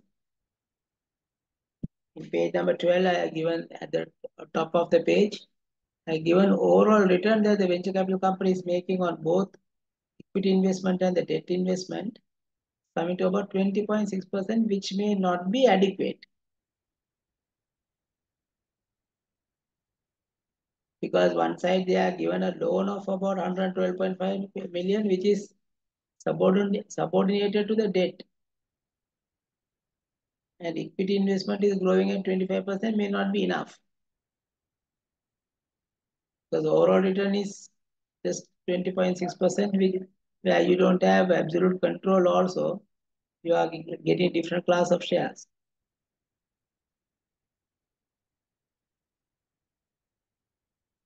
So read along that line, it's easily understandable, right? It's easily understandable, or everything is included in that answer. Then D, explain the difference between the offer for sale and initial public offering. There's also a very theoretical question. I've given offer for sale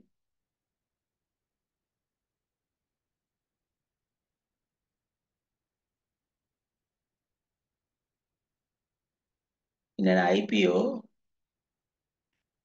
initial public offer. Company issues fresh shares and goes public, whereas in offer for sale, no new shares are created. Instead, there would be a dilution in promoters' stake in the listed company. If existing shareholders were to sell part of their holding in the company to the public, it is offer for sale. To my knowledge now, in Sri Lanka now offer for sales are not allowed. They are being restricted because otherwise what happens is a lot of promoters, the ones who should be there to drive the company, if they were to sell and go, the public shareholders will get deceived. They don't know how to run the business and things like that. They are purely coming as an investor, expecting the promoters, the management team to be there and then run the show for them. Initial public offer is not like that. Initial public offer, they raise new shares by issuing shares to the general public. Physical application is unlike IPO. In IPO, physical applications need to be filled and then handed it over to the stockbrokers, but it doesn't happen so in offer for sale. Time period, IPO issues remain open for few days, but offer for sale is not like that. It can be closed even within a single day. Charges, investors are not required to pay any fees on IPO, but buying an offer for sale includes payment of brokerage, securities, transaction tax, other levies and charges. Please remember a few of those points which distinguishes offer for sale from IPA. Now come to E1. E1 and E2 and E3. There are three questions hanging on under E.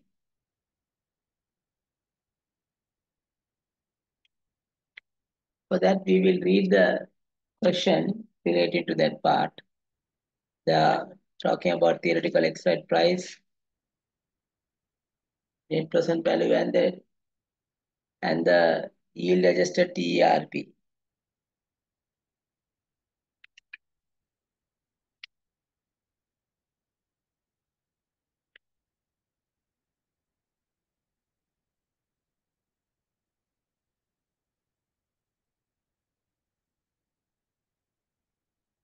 SAC, that is Sunshine's Auto Conversion PLC,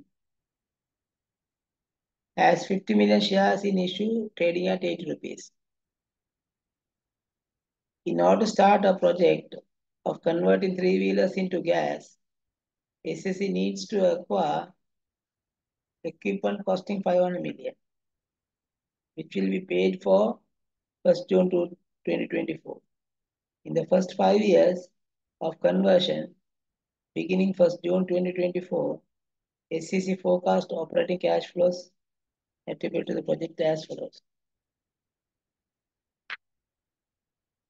Year 1 to 5, you are given cash inflows and outflows.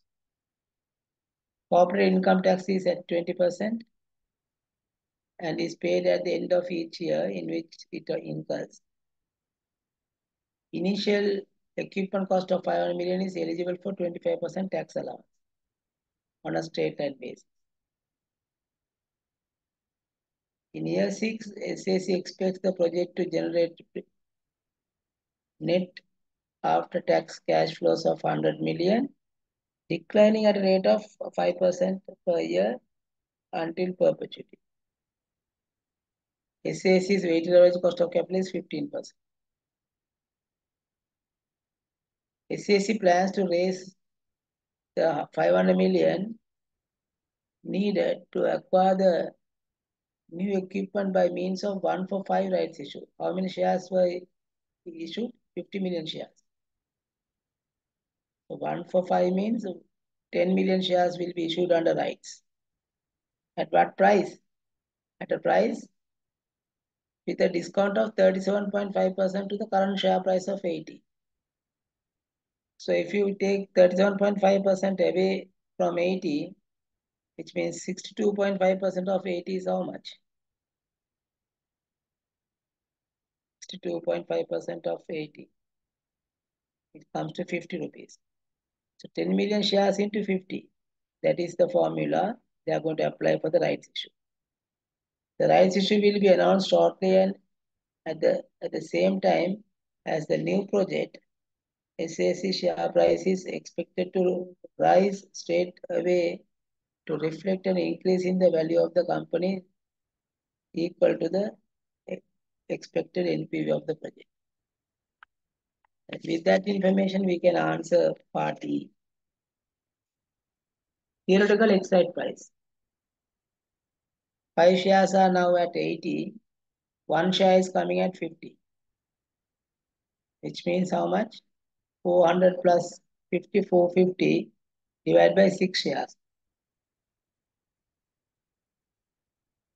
450 divided by 6 shares is 75 rupees. I given that answer. E1. In E2, net present value of the and IRR of the project. Let's find out what the net present value. At the discount rate of 15% that is given in the question, NPV is coming to about 9 million.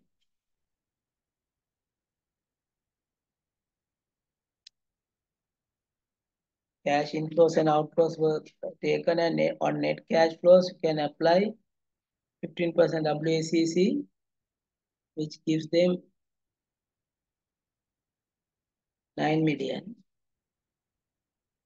At 18%, it gives you 71 million negative. So the IRR has to lie in between 15% and 18%. So you know how to calculate IRR. There's no point in wasting time. So it comes to 15.3% roughly. Then part 3, yield adjusted TRP. Yield adjusted TER.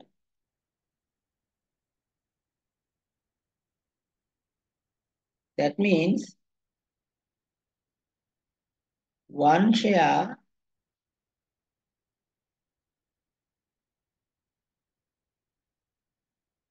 out of 6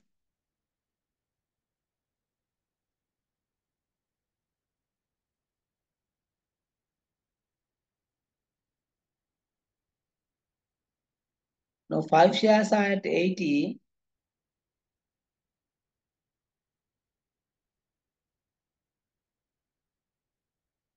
The other share which is coming at 50 is capability of bringing an IRR of 15.3% when the WACC is at 15%. So since you are capable of earning something more than the WACC, your yield adjusted theoretical extract value should go up and come to 75.16. 5 shares are at 80, that is not going to change. One share which is coming at 50, it has a value more than 50. It is valued at 50 rupees and 16 cents. If you take it to account of the purpose for which this money is going to be utilized.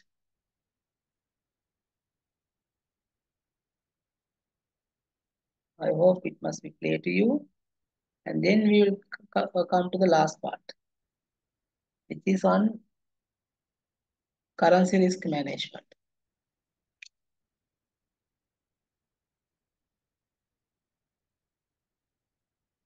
Let us read the question part first and then come to the question answer.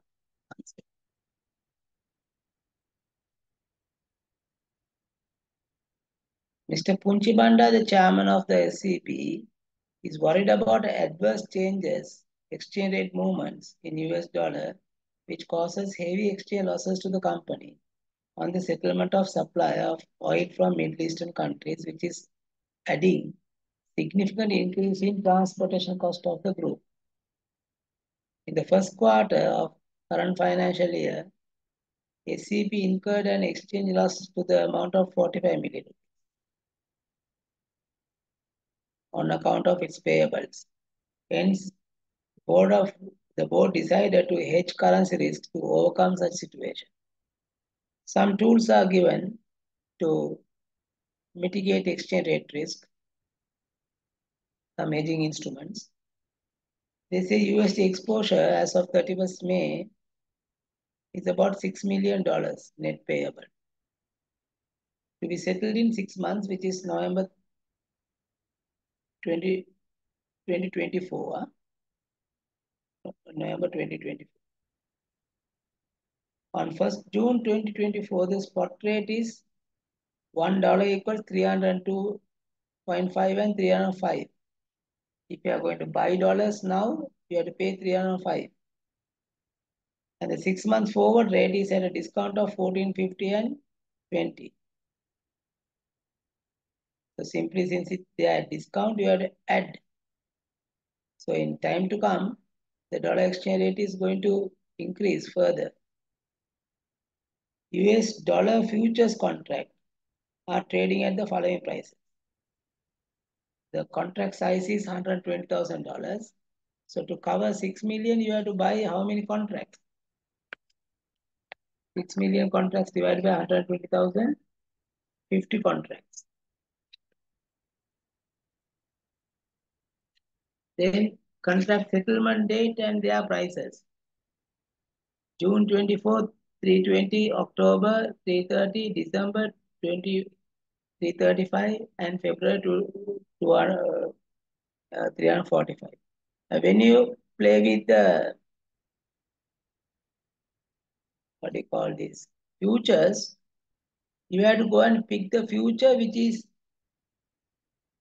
going to be liquidated after the settlement date, which means suitably, if we pick December 24, 2024 futures, that would be ideal because that can be in November 2024 that you can sell at a profit or loss, and that can mitigate part of your exchange losses.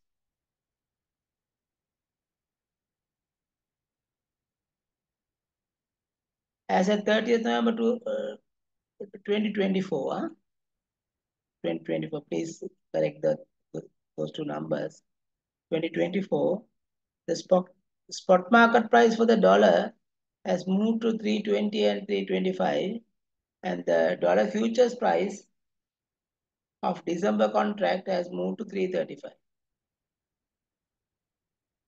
December 2024. So that means if you have bought it at 335, you can sell it also at 335. There's no gain or no loss on the futures trading. At least if the spot price goes to the 350, then you can sell it at 350. You can have a gain, which you are buying now at 335 and you are selling at 350. So that means 15 rupees per dollar into 120,000 into 50 contracts, that much of a gain you can deduct from the exchange losses. Money market borrowing and deposit rates in both countries, USA and Sri Lanka given.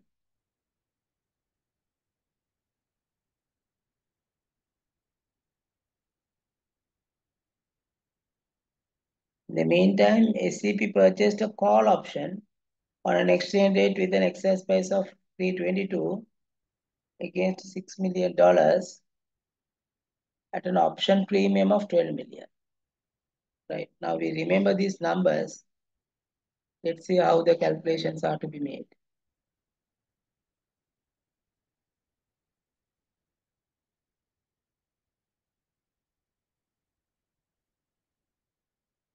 Calculate the net amount payable if the transaction is covered on forward market. So I have shown here forward market, $6 million. What is the forward exchange rate? 305 plus 20. That is bank selling rate is our buying rate, 305. And you have to add the discount of 24 for it. So 325, if you multiply by 6 million, local rupee outflow will become 1,950 million on forward market edge. On futures edge, number of contracts 50 as I told you. The cost of 120,000 futures of 2024, 120,000 into 50 into 335 contracts. Sorry, $335 comes to 2010 million. And there's no gain or loss on the futures trading because December futures, even in December, spot price is also is same as futures price at which that you are buying now. Cost of futures exchange is 2010 million, which is slightly higher than the forward market hedge. Then money market hedge versus lead payment. If you go by the money market, the 6 million, you multiply by 325.6.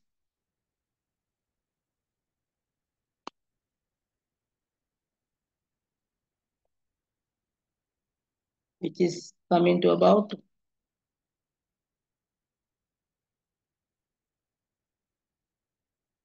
1,953. But if you use the lead payment, 6 million you have to pay at 305, but you have to apply the interest rate at 1 plus Sri Lankan interest rate for 6 months. It is 5.1%. That comes to 1,923 million. There again, the lowest out of the lot of option 1, 2, and 3 is the lead payment, which will result in 1,923.33 million rupees. Then finally, we come to the currency options. You are able to buy that 322. The payoff is compared to 325.6. You have a gain of 3 rupees and 60 cents on every dollar. It is coming to about 21.6 million payoff, but you are paying a premium of 12 million. So the net payoff is only 9, or net profit is only 9.6 million. So net cost of currency option, which they have not asked for, but I have calculated and showed it to you for comparison purpose, which is coming to about 1,944 million. 6 million into the 325.6, which is the option price, and you have adjusted net profit or loss on currency futures, or not futures, sorry, currency options.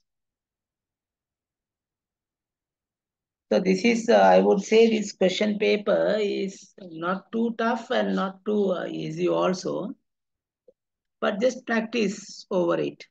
Maybe once again, now the answers are known, but you can just give a try and then find out. Don't chase too much about the answers.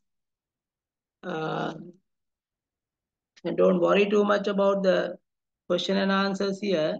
More than that, what I expected you to learn how to frame the answer and how to get adjusted yourself for the examination, how to manage your time, and how to give a complete answer in the precise time. So as I told you at the beginning itself, please try to answer all the questions.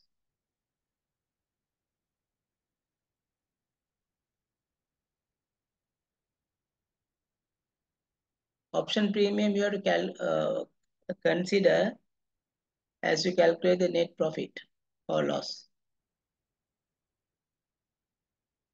To the payoff value, you have to adjust the option premium.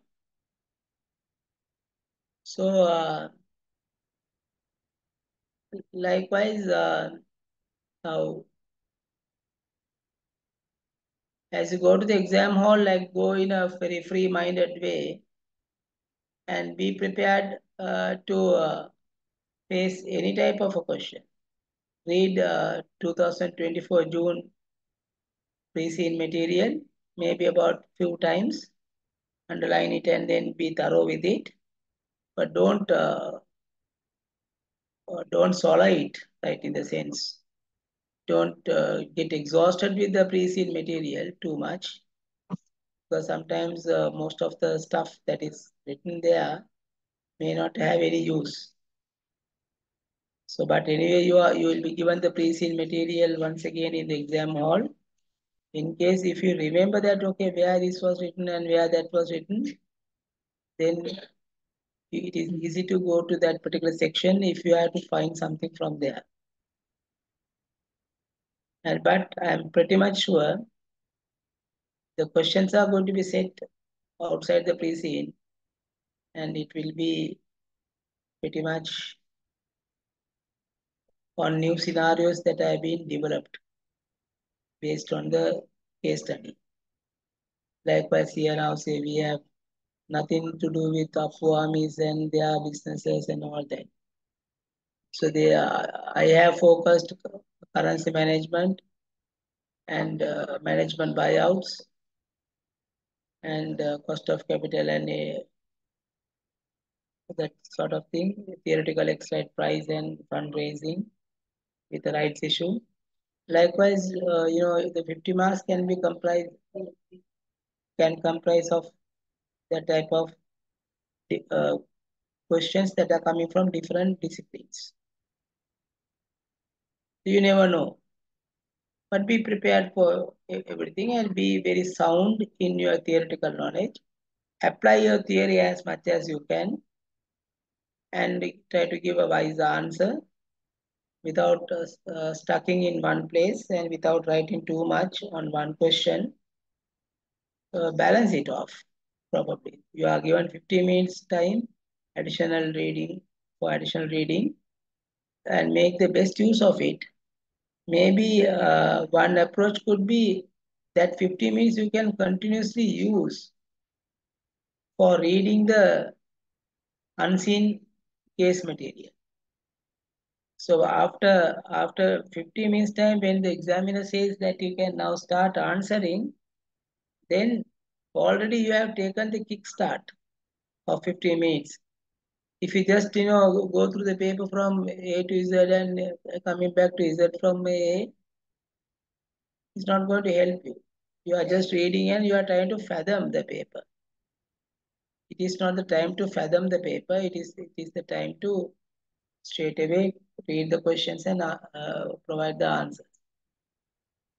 So always think that uh, 1.5 hours, if you start from the case study, nothing beyond 1.5, because you are basically taking 1 hour and 45 minutes with that additional reading time of 15 minutes. And then you decide which area is more convenient out of the question number 1 and 2. Anyway, the case study, you cannot do it in a hurry. If the case study really comes in the good shape, then the other two questions, at least if you do one question perfectly and the other question at least 75% if you have done, uh, most probably you are through.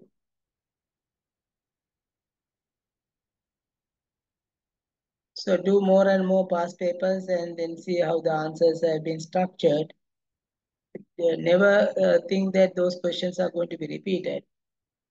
Keep faith on your study book, study curriculum, and if you have attended to classes and all that, okay, you take that out and then get a good preparation and go and do your best and nothing to lose. The most pathetic part of it is you know the answers, you know the questions are not that difficult, but you mess it up. My goodness, I don't know what I have done for the last 1.5 hours. I was sitting on question number 1. The time goes very fast.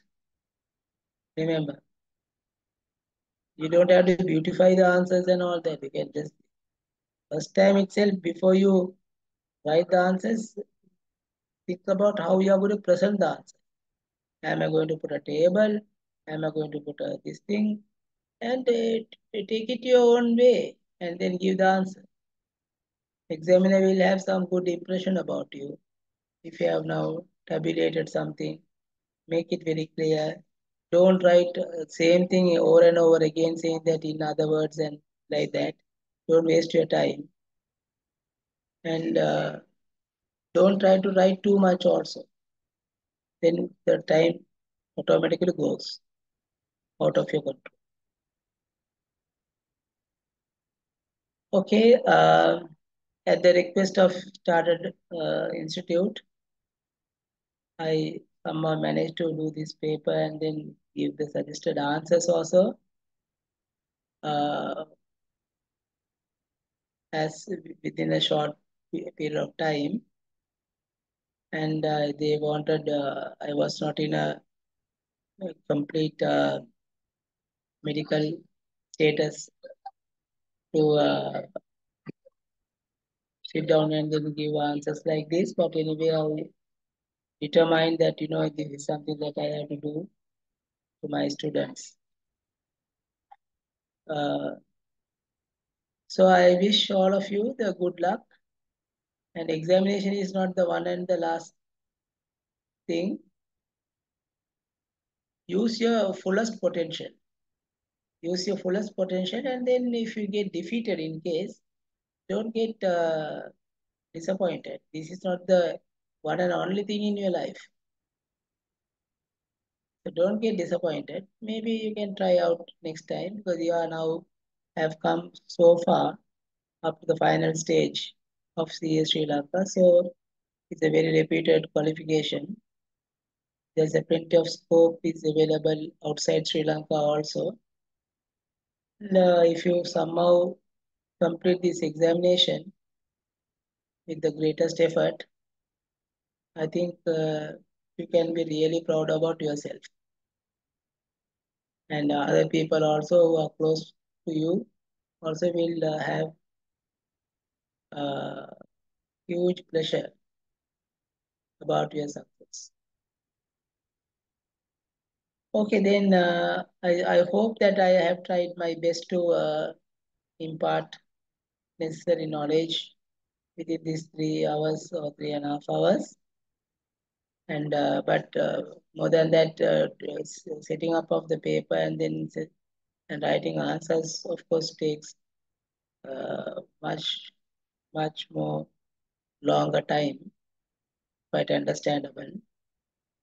And I have given everything like in printed format. I uploaded. So I never left any work for anybody. Everything, even the suggested answers also, I typed it and then sent it across to you. So please make the best use of it, and then uh, try to get all the advices and tips that I have given in a positive manner, and face the examination in the best of the manner that you can. Right? So thank you very much, all of you, uh, and I wish all of you a great success in the examination and in your life as well. Thank you.